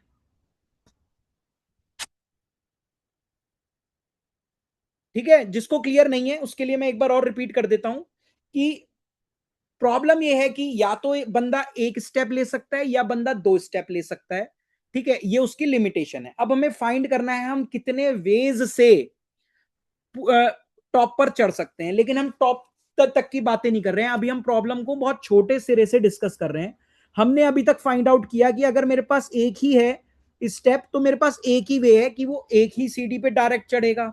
अगर मेरे पास दो स्टेयर्स हैं, तो मैंने देखा कि मेरे पास दो वेज हैं दो स्टेयर्स तक जाने के लिए। कौन कौन से दो वेज हैं? एक तो डायरेक्ट कूद मार दो, क्योंकि मैं दो स्टेप तो डायरेक्टली चढ़ सकता हूं। और एक मेरे पास ये वे है कि 1 पे जाऊं, फिर 2 पे जाऊं। एक मेरे पास ये वे है, लेकिन और मेरे पास कोई वे नहीं है। दो सीढ़ी तक जाने के लिए मेरे पास सिर्फ दो ही वेज हैं। अगर किसी के पास राय हो जो ये कह सकता है नहीं एक और मेरे पास वे है, तो प्लीज कमेंट, हम उस पर भी ब्रेनस्टॉर्मिंग करेंगे। मेरे हिसाब से दो सीढ़ी पे जाने के सिर्फ दो ही वेज हैं। डायरेक्ट दो पे दो चढ़ लो या एक एक करके चढ़ लो। कोई ये कह रहा है नहीं मैं तीसरा वे भी है मेरे पास, तो please comment. Siddharth, no other way, correct. तो ये मुझे भी दो ही वे लग रहे हैं भाई, जैसे आप लोगों को दो वे लग रहे हैं। ठीक है, अब मैं बात करूं अगर मुझे थर्ड सीडी पे जाना है।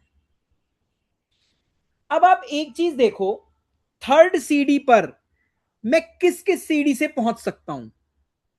थर्ड सीडी पर मैं कौन सी दो स्टेयर्स हैं जिनसे मैं थर्ड पे पहुंच सकता हूं? Can you give me answer? 1 and 2। 1 and 2। 1 and 2 correct. Third पे तो मैं गया ही नहीं ना, तो 1 2 3 कैसे होगा? डायरेक्टली 2 3 नहीं करा जा सकता आर्यन, बिकॉज सिर्फ दो, या तो वो बंदा एक स्टेप ले सकता है या दो स्टेप ले सकता है। ठीक है, आप इसको एज अ किड मान लो कि एक साथ लंबी जंप नहीं मारेगा।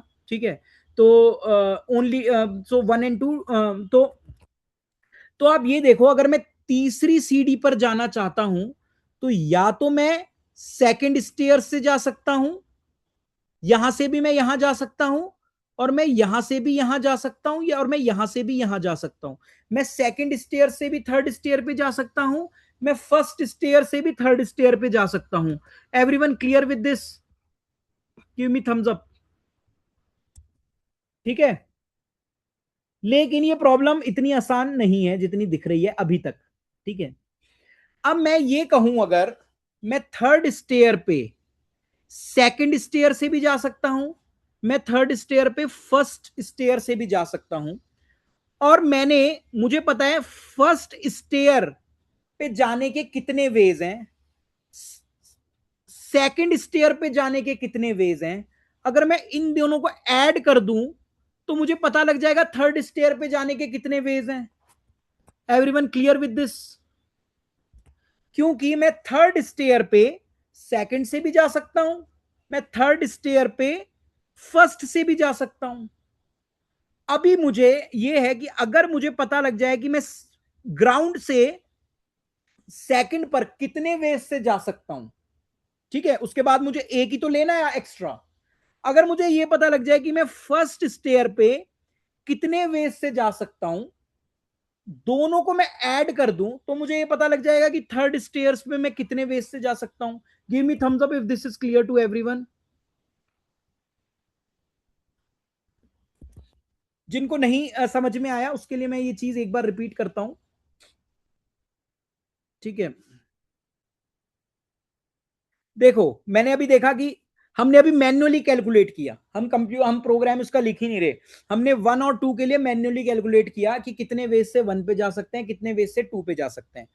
अब 3 पे जाने के लिए मुझे या तो सेकंड स्टेयर तक पहुंचना पड़ेगा, या फर्स्ट स्टेयर तक पहुंचना पड़ेगा, इससे पीछे होऊंगा तो मैं थर्ड स्टेयर तक नहीं पहुंच सकता, क्योंकि मैं या तो यहां से थर्ड से पहुंच सकता हूं या फिर यहां से थर्ड पे पहुंच सकता हूं, क्योंकि मेरे पास बाउंडेशन है, या तो मैं एक बारी में एक स्टेप लूंगा या मैं एक बारी में दो स्टेप लूंगा। ठीक है, यहां तक क्लियर है। अब आगे चलते हैं। अगर मुझे पता लग जाए कि टोटल कितने वेज हैं जिससे मैं सेकंड स्टेयर तक पहुंच सकता हूं, एंड टोटल कितने वेज हैं जिससे मैं फर्स्ट स्टेयर तक पहुंच सकता हूं, ठीक है, एक बार सेकंड पे पहुंच गया तो डायरेक्टली थर्ड पे पहुंच जाऊंगा, एक बार फर्स्ट पे पहुंच गया तो मैं थर्ड पे टू की जंप लगा के डायरेक्टली थर्ड पे पहुंच सकता हूं, राइट। तो अगर मुझे पता लग जाए कि फर्स्ट से कितने वेज हैं, सेकंड से कितने वेज हैं, तो मैं पता कर सकता हूं टोटल थर्ड वाली सीडी पे पहुंचने के कितने वेज हैं। Give me thumbs up. इसको आप इस तरीके से समझो,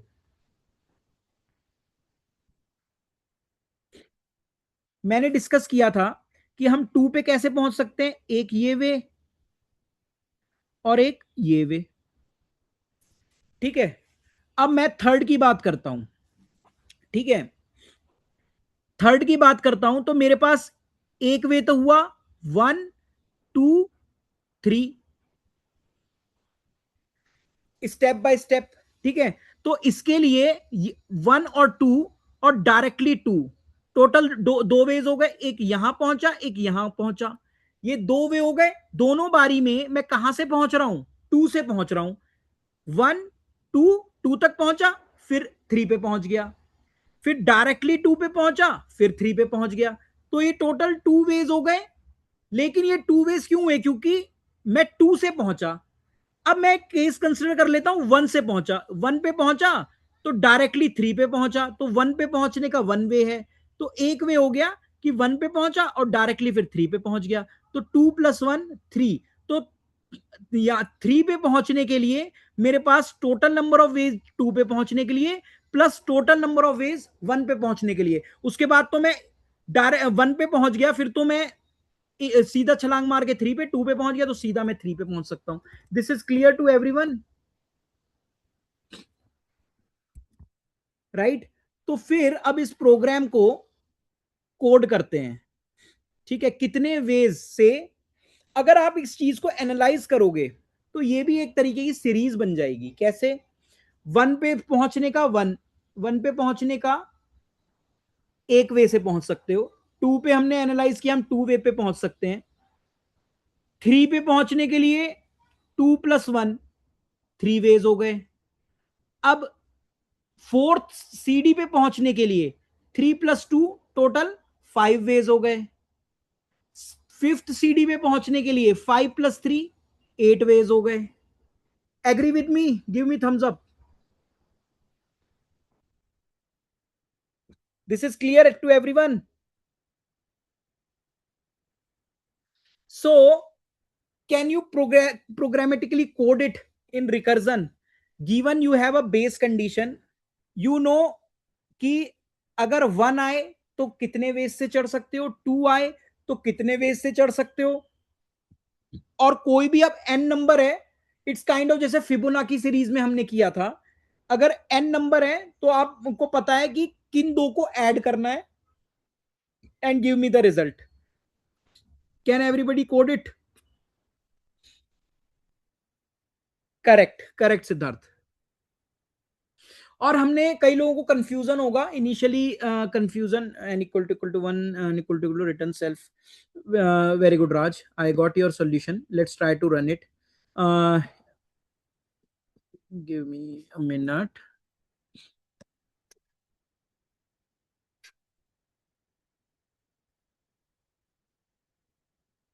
give me a minute.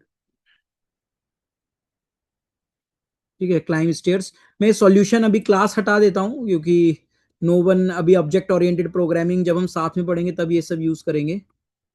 Okay, return to climb stairs and minus one, climb stairs and minus two, climb stairs.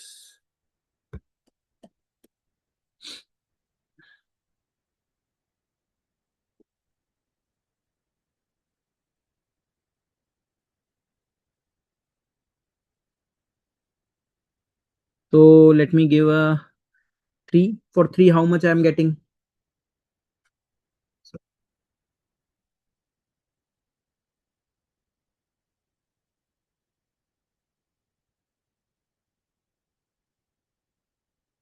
3 के लिए yes, 2 plus 1 3, and now if I do 1 2 3 4 5, 1 2 3 4 5, it should be correct. It very good, Raja. This is right solution.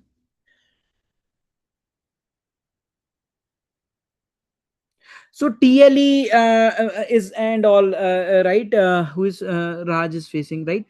So Raj, see, I told you when I started this solution, right?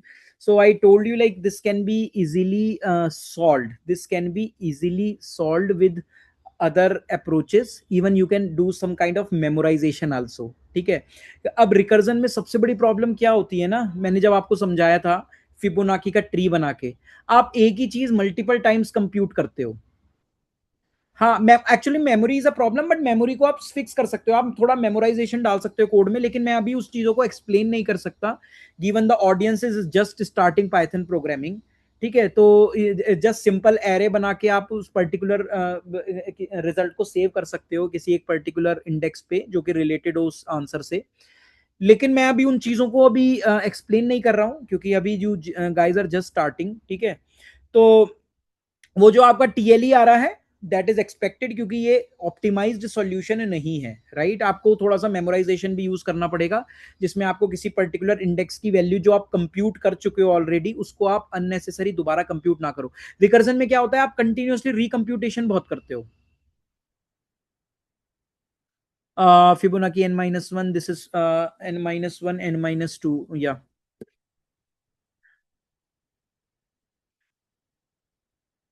Right, so this climb stair problem is clear to everyone. It is similar to Fibonacci series only. The only thing is starting points get changes. It's okay Ashish, lead code is not accepting, but you can do some memorization. मतलब आप जो चीजें already use कर चुके हो, for example मैं आपको एक सेकंड इसमें शेयर करके दिखाता हूँ. अब जैसे आप यहाँ पे ना क्लाइंब स्टेयर्स n-1 n-2 कर रहे हो. ठीक है, यहाँ पे आप कुछ मेमोराइजेशन डाल सकते हो. अभी फॉर एग्जांपल इसमें मैं एक वो ले लेता हूँ,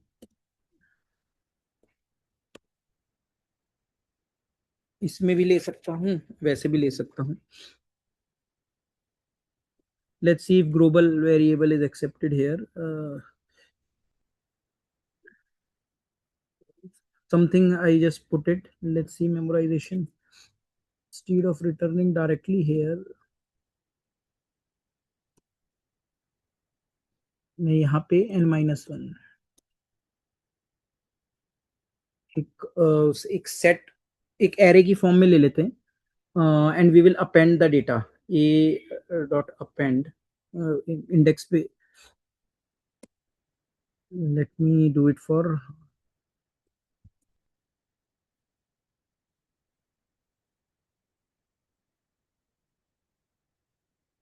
आई am pre allocating some memory, maybe 100. I am pre allocating, right. तो आप जब इसको वैसे करते हो, जैसे मान लो मैंने ए एन, ये आपको दिख रहा है ना आर्ग्यूमेंट एन, तो मैं क्या करूंगा कि ए एन को मैं यहां पे स्टोर कर लेता हूं बिफोर रिटर्निंग. राइट, और यहां पे एक कंडीशन लगा देता हूं, n equal to 1 n equal to 2.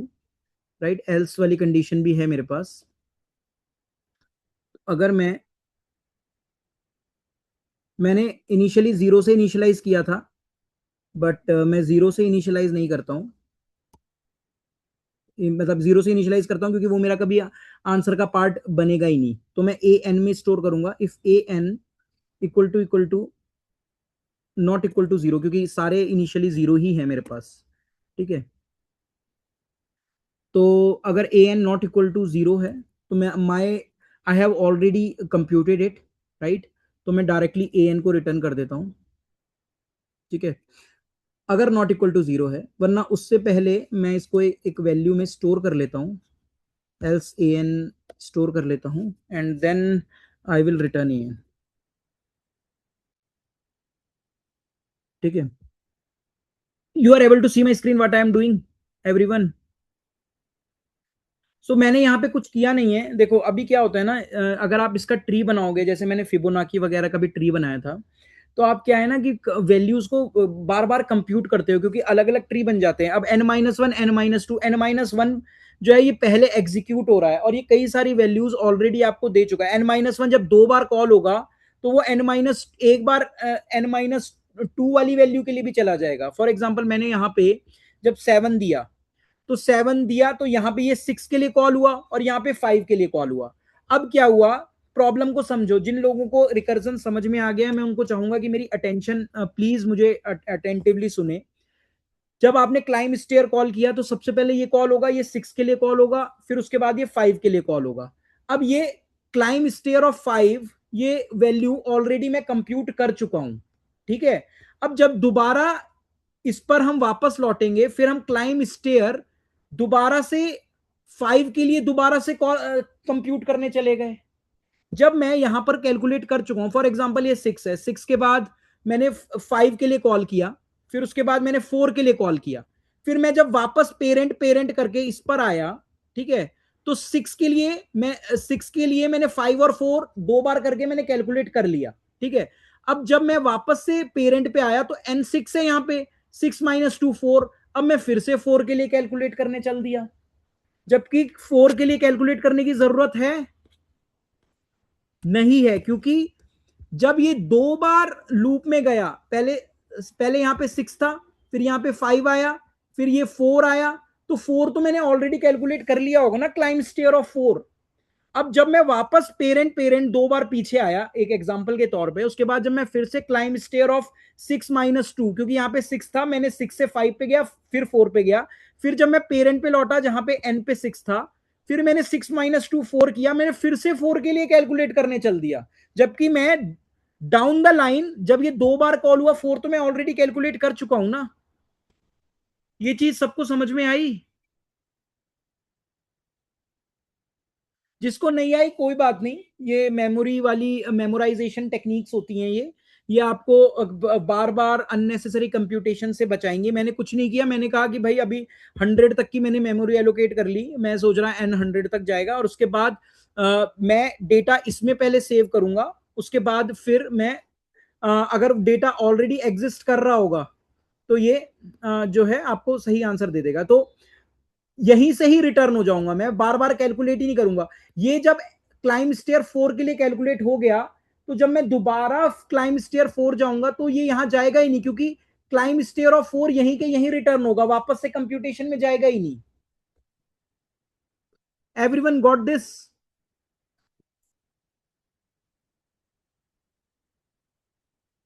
So whatever I write, for example, so you can run this code, you are able to see my code, what I'm pasting. So whoever is facing TLE issue, just make these changes, right? Create an array. I gave just 100. You know what is your number range, right? And then if it is already you have the value, return it, and then do the memorization, right? And then return. So before returning directly, I am just memorizing it, because uh, it unnecessary calculates again and again. अच्छा, मुझे वो लोग Thums up दें जो ये कहते हैं कि यार रिकम्प्यूटेशन कैसे हो रहा है, तो मैं थोड़ा डायग्रामेटिकली एक्सप्लेन करूंगा। ठीक है, मैं इसको डायग्रामेटिकली एक्सप्लेन करता हूं। ठीक है, ये कोड अपने keep in mind this code. ठीक है,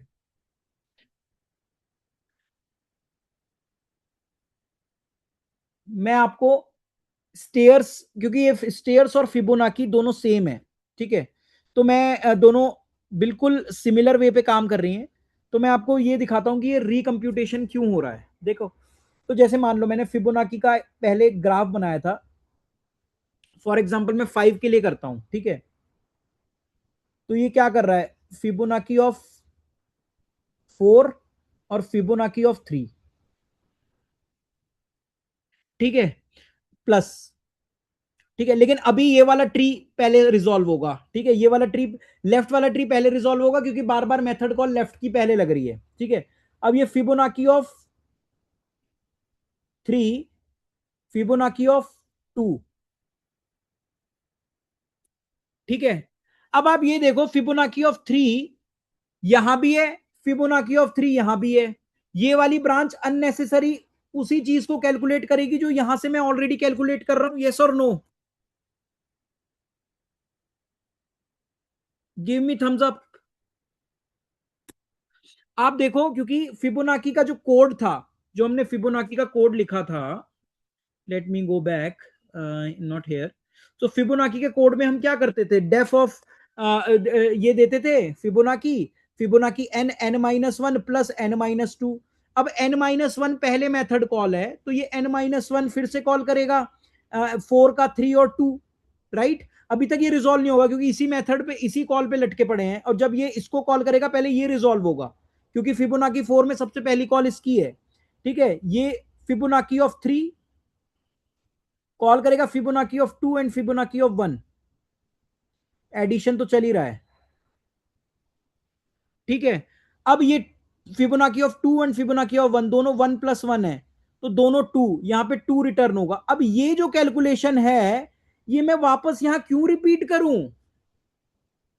ये अगर मैं मेमोराइज कर लूं तो डायरेक्ट जब इसके लिए कॉल आएगी तो डायरेक्ट यहां टू टू फिट कर दूं ना, इस ट्री को क्यों कॉल करूं मैं, Fibonacci of 2 and Fibonacci of 2, stack भी घेरूंगा, मेमोरी भी घेरूंगा, और ये कैलकुलेशन भी दोबारा करूंगा। This is clear to everyone? जिनको समझ में नहीं आ रहा है वो इट्स ओके, हम इसको ये, these are called memorisation techniques. तो अभी मैंने जो ये जो कोड लिखा था, right, this is memorisation technique, simple. मैंने क्या किया, मैंने कहा मैं कैलकुलेट करने के से करते ही एक ये वैल्यू स्टोर कर लूंगा, और मैंने एक आइडेंटिफायर में स्टोर कर लिया कि एन की वैल्यू के लिए जब एन ये होगा तो इसकी वैल्यू ये है। फॉर एग्जाम्पल अगर मैं फिबोनाकी सीरीज की बात करूं, तो मैंने फिबोनाकी की जब 3 आएगी, जब ये 3 के लिए कैलकुलेट होगा, तो मैंने ए ऑफ 3 में वैल्यू डाल दी। अब जब एन के लिए 3 के लिए फिर से वैल्यू आएगी, तो ये नॉट इक्वल टू 0 होगा, क्योंकि मैंने ऑलरेडी इनिशियली वैल्यू 0 असाइन की हुई है। तो जब ये 0 नहीं होगा, तो मैं दोबारा से कैलकुलेट करूंगा ही नहीं, सीधा इसकी वैल्यू रिटर्न करूंगा, and see this code is working fine. मान लो मैं यहां पे वैल्यू, और बहुत फास्टली आंसर आएगा। मान लो मैं 20 देता हूं, ये लो 20, 10946, कितनी फास्ट आंसर आ रहा है। अगर मैं ये मेमोराइजेशन हटा दूं तो फंस जाऊंगा।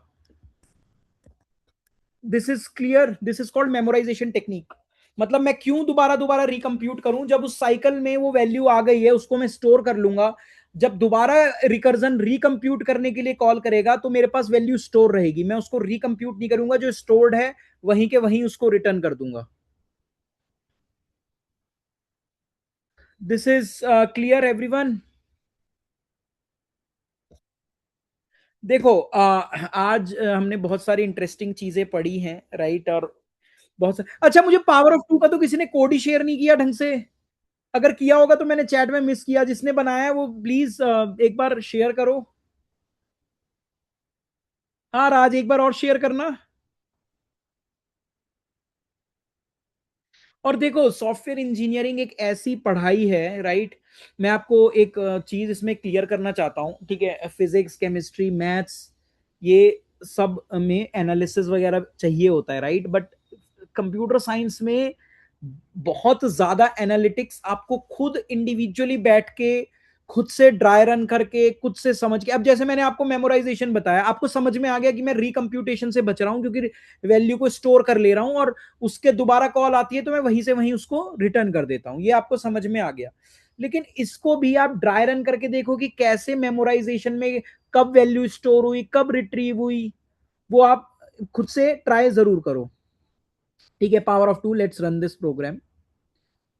इस बार मैं आशीष का ले लेता हूँ, ठीक है। आशीष का मैंने कोड ले लिया। ये memorisation technique, please keep in mind this technique, I am just commenting this code. So this technique is very important. I just gave you knowledge. If you didn't get it, it's fine. Functional level programming, अभी मैं class वगैरह में नहीं जा रहा हूं, is power of 2।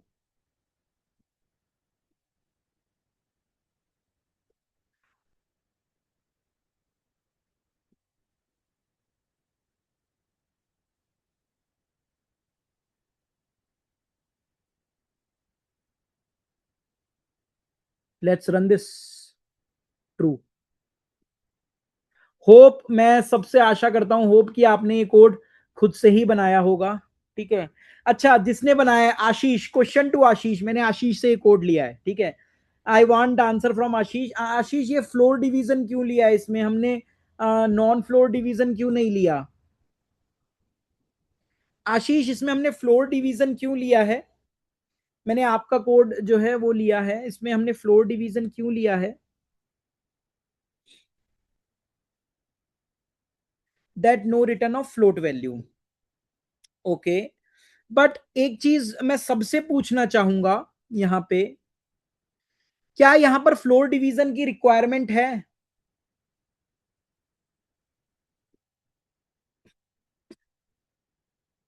Very good Shubham. क्यों नहीं है रिक्वायरमेंट फ्लोर डिवीजन की? Shubham, you are absolutely right. But क्यों नहीं है?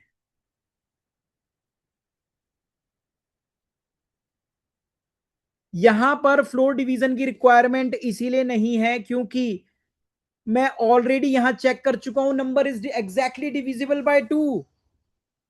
जब कोई नंबर एग्जैक्टली डिविजिबल बाय 2 आएगा तो यहां पे यहां पर क्या मुझे डेसिमल में आंसर मिलेगा?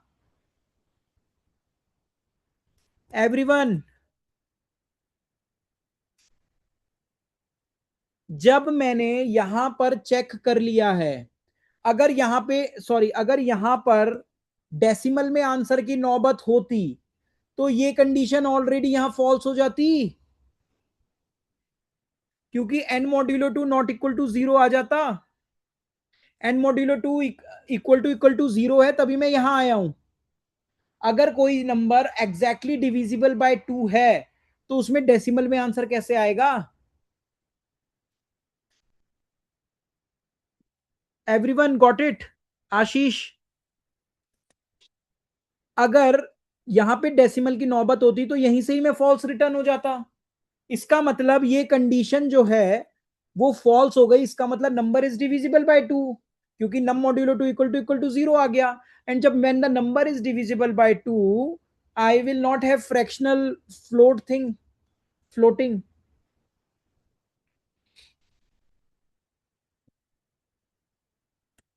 This is clear?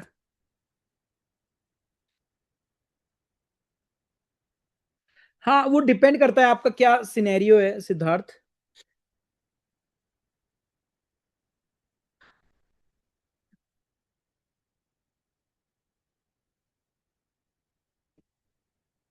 Two statements की जरूरत नहीं है और ऑपरेटर यूज कर सकते हैं। हाँ, correct, very good. Very good, Siddharth. That's you are absolutely right. Can you give me anything else without using or operator? What is the thing, Raj? Without using or operator, any other thing we can do use? It is smaller than equal to 0. It is equal to 1. Is it not equal to smaller than? अच्छा, ये true है ना? ठीक है. This is true. If n equal to 1, it is true. So actually देखो, ये आप लोग कर तो रहे हो, राइट, और इसको अंडरस्टैंड भी कर रहे हो, बट अल्टीमेटली आप एक कदम और आगे चले गए। बट मैं आई वांट कि राइट अंडरस्टैंडिंग होनी चाहिए। हाँ, राइट अंडरस्टैंडिंग होनी चाहिए, क्योंकि मैं ये मान के चलता हूं कि अगर मैं डिवाइड बाय टू कर रहा हूं तो मेरी बेस कंडीशन इक्वल टू 2 पे भी हो सकती है, राइट। मुझे अननेसेसरी एक बार 2 डिवाइड बाय 2 क्यों करना है? अगर मैं डिवाइड बाय टू करता चले जा रहा हूं तो मेरी एक इक्वल टू 2 पे भी मैं ट्रू बोल सकता हूं। Everyone agree to it? Give me thumbs up if this is clear.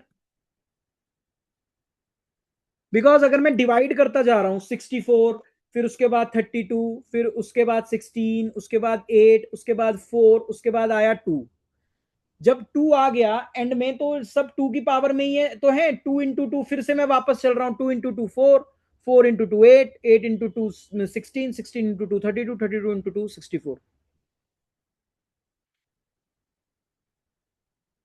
So, anyone has any query, any question, we can discuss. Now I'm giving you your 10-15 minutes to you,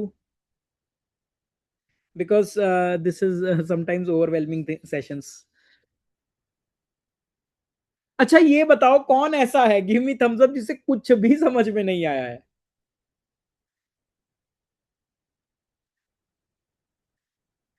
n equal to 2 is wrong, Raj. मतलब n equal to 2, how wrong, Raj?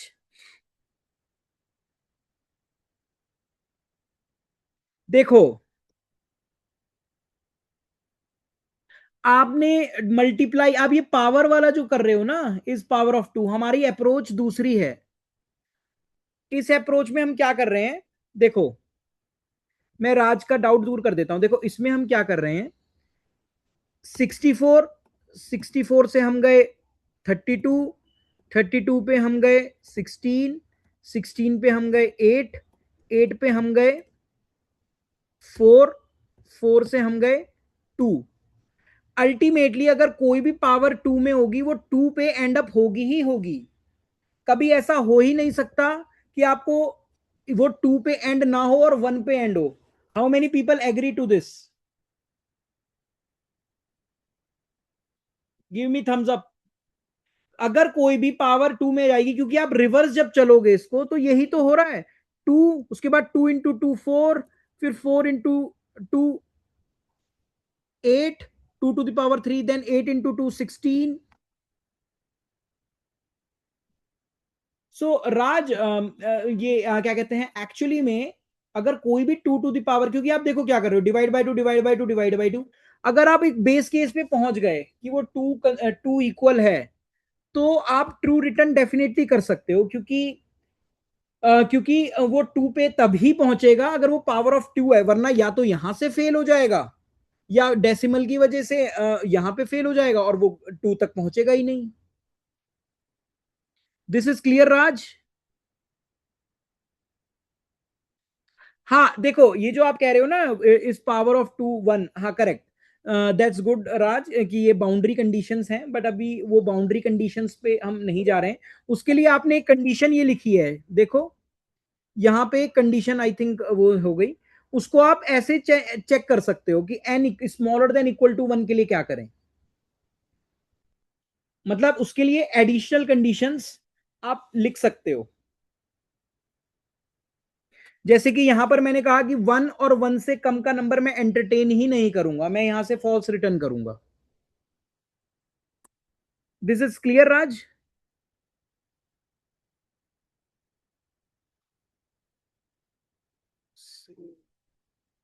हाँ राज, मैं वही कह रहा हूं कि one put करूंगा तो मैं यहीं से ही रिटर्न कर देता हूं ना.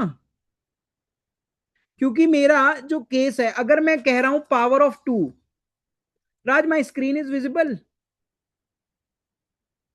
अगर equal to smaller than equal to one है, यहीं से ही मैं कह रहा हूं कि वो पावर ऑफ टू नहीं है, रिटर्न फॉल्स. अगर आप कह रहे हो टू टू दावर जीरो, तो मैं उसके लिए कह सकता हूं कि टू टू दावर जीरो भी अगर मैं पावर में मान रहा हूं, तो एन इक्वल टू वन के लिए आप ट्रू रिटर्न कर सकते हो. मतलब it's kind of a that condition. मतलब अगर आप चाह रहे हो कि मैं two to the power zero and वो, but you can handle these cases separately.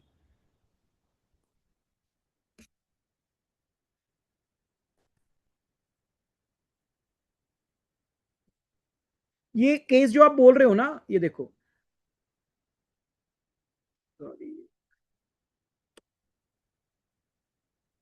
ये देखो फॉल्स. ये देखो राज, मैंने वन डाला ना तो यहीं पे ही फॉल्स आ गया.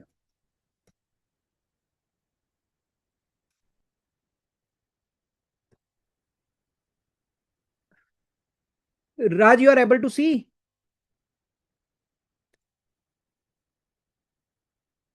हाँ, अगर टू की पावर जीरो, वही मैंने कहा, अगर आपको टू टू दावर जीरो, ये आपका ना, जब आप क्वेश्चन देखते हो तो उसमें कंस्ट्रेंट्स होते हैं कि कहां से जाएंगे.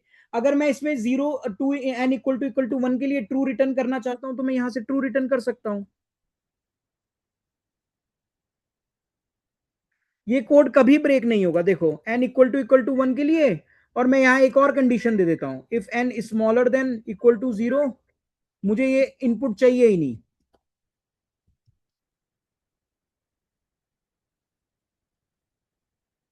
मुझे ये चाहिए ही नहीं। अब आप इसको रन करो, अब आप इसमें 1 डालो, 1 के लिए ट्रू आ गया, 0 डालो, 0 के लिए फॉल्स आ जाएगा।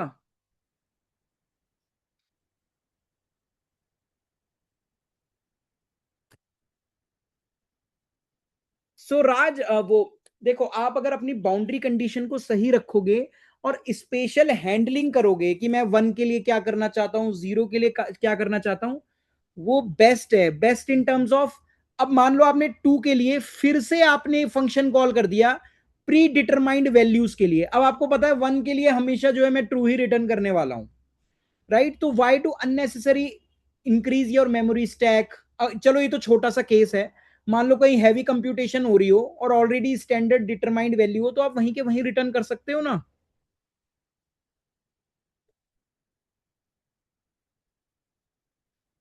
इस इशू होगा ना अगर एक आएगा तो, एक के लिए हमने हैंडल कर लिया है सक्षम। देखो यहां पे अगर एक आएगा तो हम ट्रू ही रिटर्न कर रहे हैं, क्योंकि 2 to the power 0 का केस हम मान के चल रहे हैं। ये हम केस मान के चल रहे हैं, इसलिए हम यहाँ पे ट्रू रिटर्न कर रहे हैं। तभी हम जब यहाँ पे 1 करते हैं तो हमारा ट्रू आ जाएगा। देखो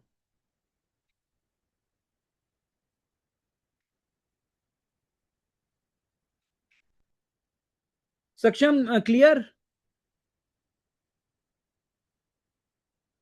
हेलो सक्षम, दिस इज क्लियर?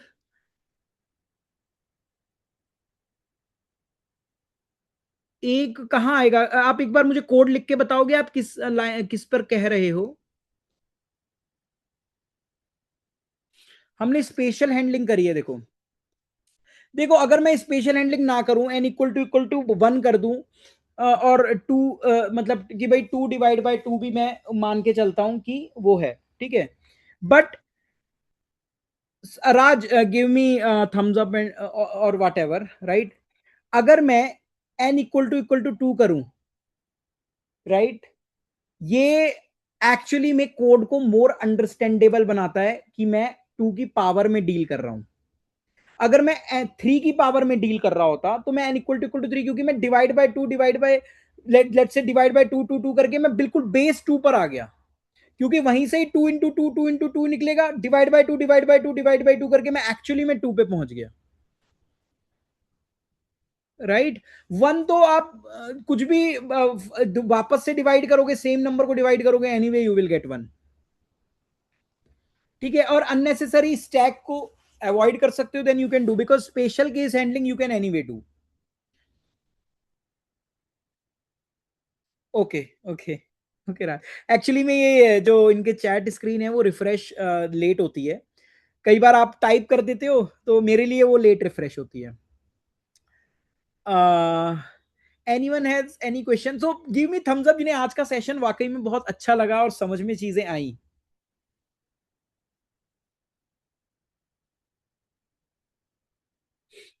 और जिनको समझ में नहीं आया है, बिल्कुल परेशान ना हो, ये सारे के सारे सेशंस रिपीट रिपीट होंगे और डिटेल में होंगे, मतलब जिस डिटेल में हम कर रहे हैं उससे ज्यादा अच्छी डिटेल में होंगे, क्योंकि because you we have big white board, right? हम अगर जिस बच्चे को नहीं आएगा हम उसको कॉपी पेन में, मतलब कॉपी पेन लेके चीजें जो बेस्ट कर पाएंगे, क्योंकि अभी जैसे मान लो मैं राज के साथ या सक्षम के साथ इंटरेक्ट कर रहा हूँ, राइट, बड़ा मुश्किल है। वरना मैं, अगर सक्षम मेरे बगल में होता, मैं इसकी कॉपी ले लेता तो उसपे थोड़ा सा इसको बता देता कि कैसे कैसे चीजें हो रही हैं, राइट?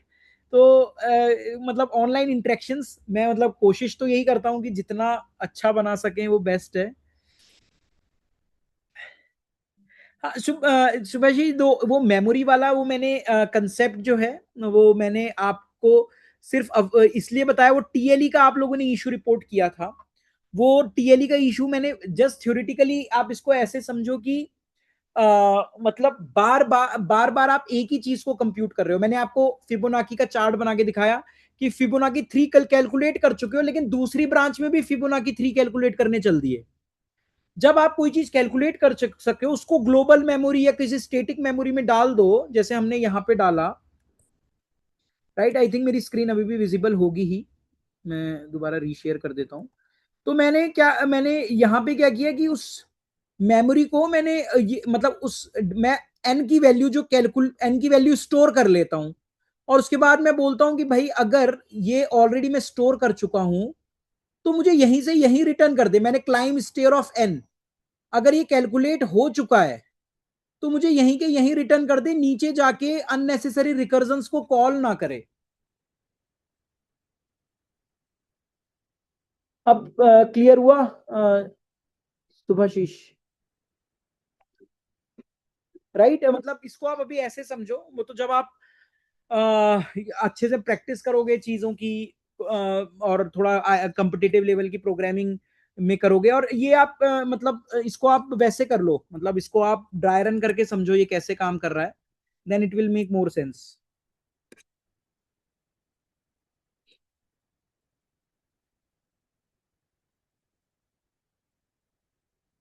It's okay Shubhashish. तो और जिन लोगों को लग रहा है यार बड़े कॉम्प्लेक्स और टफ सेशंस हो रहे हैं और को मैच करना मुश्किल हो रहा है, तो बिल्कुल परेशान ना हो, राइट, क्योंकि हम दोबारा से जब ये आपके लिए अच्छा है कि आपने ये सेशन अभी अटेंड कर लिया, एटलीस्ट कुछ तो आइडिया हुआ ना चीजों का।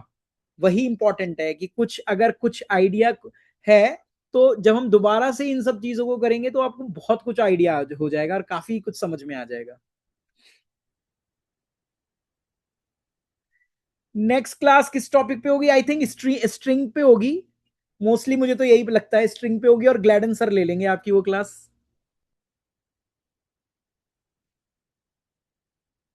Yes definitely, I am very excited to meet you all. हाँ, स्लाइसिंग स्ट्रिंग्स के मेथड्स, क्योंकि स्ट्रिंग भी बहुत इंपॉर्टेंट टॉपिक है जब आप कंपिटिटिव प्रोग्रामिंग में जाओगे, राइट।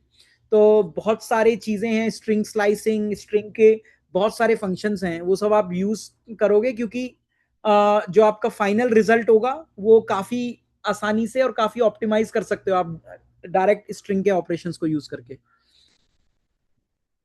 हाँ केशव, क्लास में रिवीजन हो जाएगा, बट मैं बस यही आप लोगों को कहूंगा कि इन क्लासेस को भी बहुत अच्छे से सुनो, क्योंकि वहां जब रिवीजन होगा ना तो आपको काफी पहले से ही काफी आइडिया होगा।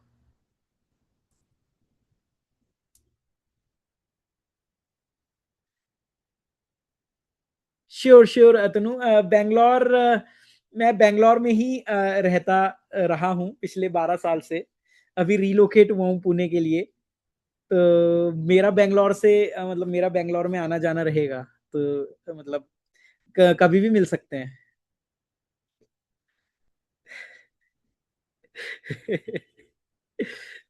बाकी बच्चों खुश रहो, मस्ती करो, ठीक है, और जो भी कॉम्प्लेक्स मत बनाओ चीजों को लेके, और इजीली सारी चीजें हो जाती हैं, बट ग्रेजुअली चीजों को समझना है, ग्रेजुअली आगे बढ़ना है। थोड़ा कॉपी पे नोट डाउन कर करके चीजें ड्राई रन करो तो चीजें और समझ में आएंगी।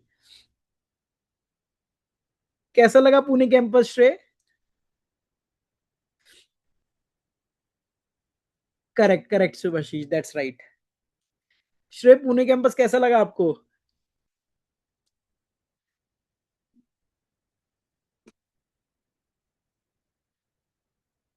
वेदर, हाँ वेदर बहुत अच्छा है, रेनी वेदर है यहाँ पे, ठीक है, कि आप लोग आइए, कंफर्टेबल होइए, फिर खूब सारी बातें करेंगे। श्रेय, अभी आप कहाँ हो, मतलब कहाँ से हो?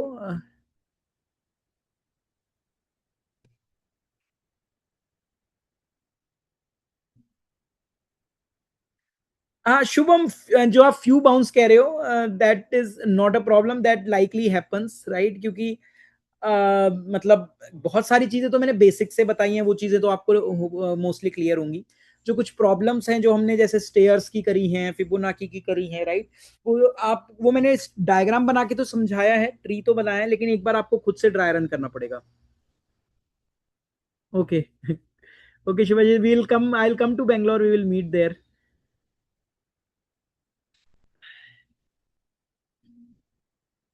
हाँ बट काम बहुत तेजी से चल रहा है, मैं बेंगलोर कैंपस में ही हूँ, और मतलब सॉरी पुणे कैंपस में ही हूँ, और ADYPU में मतलब बहुत तेजी से काम चल रहा है।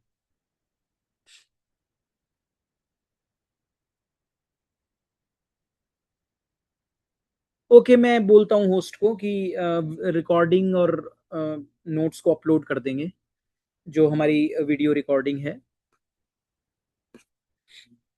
Okay everyone, see you. Hopefully session was useful for everyone. It's a tough topic but we did it.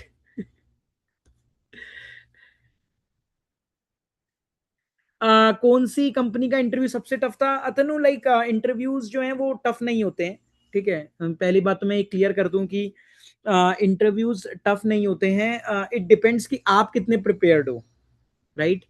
तो अगर आपने अच्छी प्रिपरेशन करी है, राइट, तो आपको ये हो सकता है कि मतलब आपका उस दिन लक उतना अच्छा ना रहे और चीजें जिस हिसाब से आप परफॉर्म कर पा रहे थे वर्बली कम्युनिकेशन से या कुछ है, या कुछ बाउंड्री एज केसेस मिक्स हो गए तो बात अलग है। लेकिन if you are well prepared, right, तो आपको इंटरव्यूज टफ नहीं लगेंगे, लेकिन उसके लिए मेहनत करनी पड़ेगी। मतलब you have to be consistent और अच्छे से। बाकी तो आप लोगों ने सुना होगा कि इन्फोसिस माइक्रोसॉफ्ट से भी हार्ड इंटरव्यू ले रहा है कभी कभी। तो मतलब वो हार्ड सिर्फ वैसे हैं। I think I am getting a call, just give me a minute. Hello. हाँ ईश, ओके ओके, मैं अभी कर देता हूँ Isha. Thanks Isha, thanks. Okay बच्चों, आपका एक और सेशन है, मुझे अभी कॉल आया, तो आप वो अटेंड कर लीजिए। ग्लैडन सर का है वो सेशन। Thank you everyone, see you very soon. See you very soon. Bye.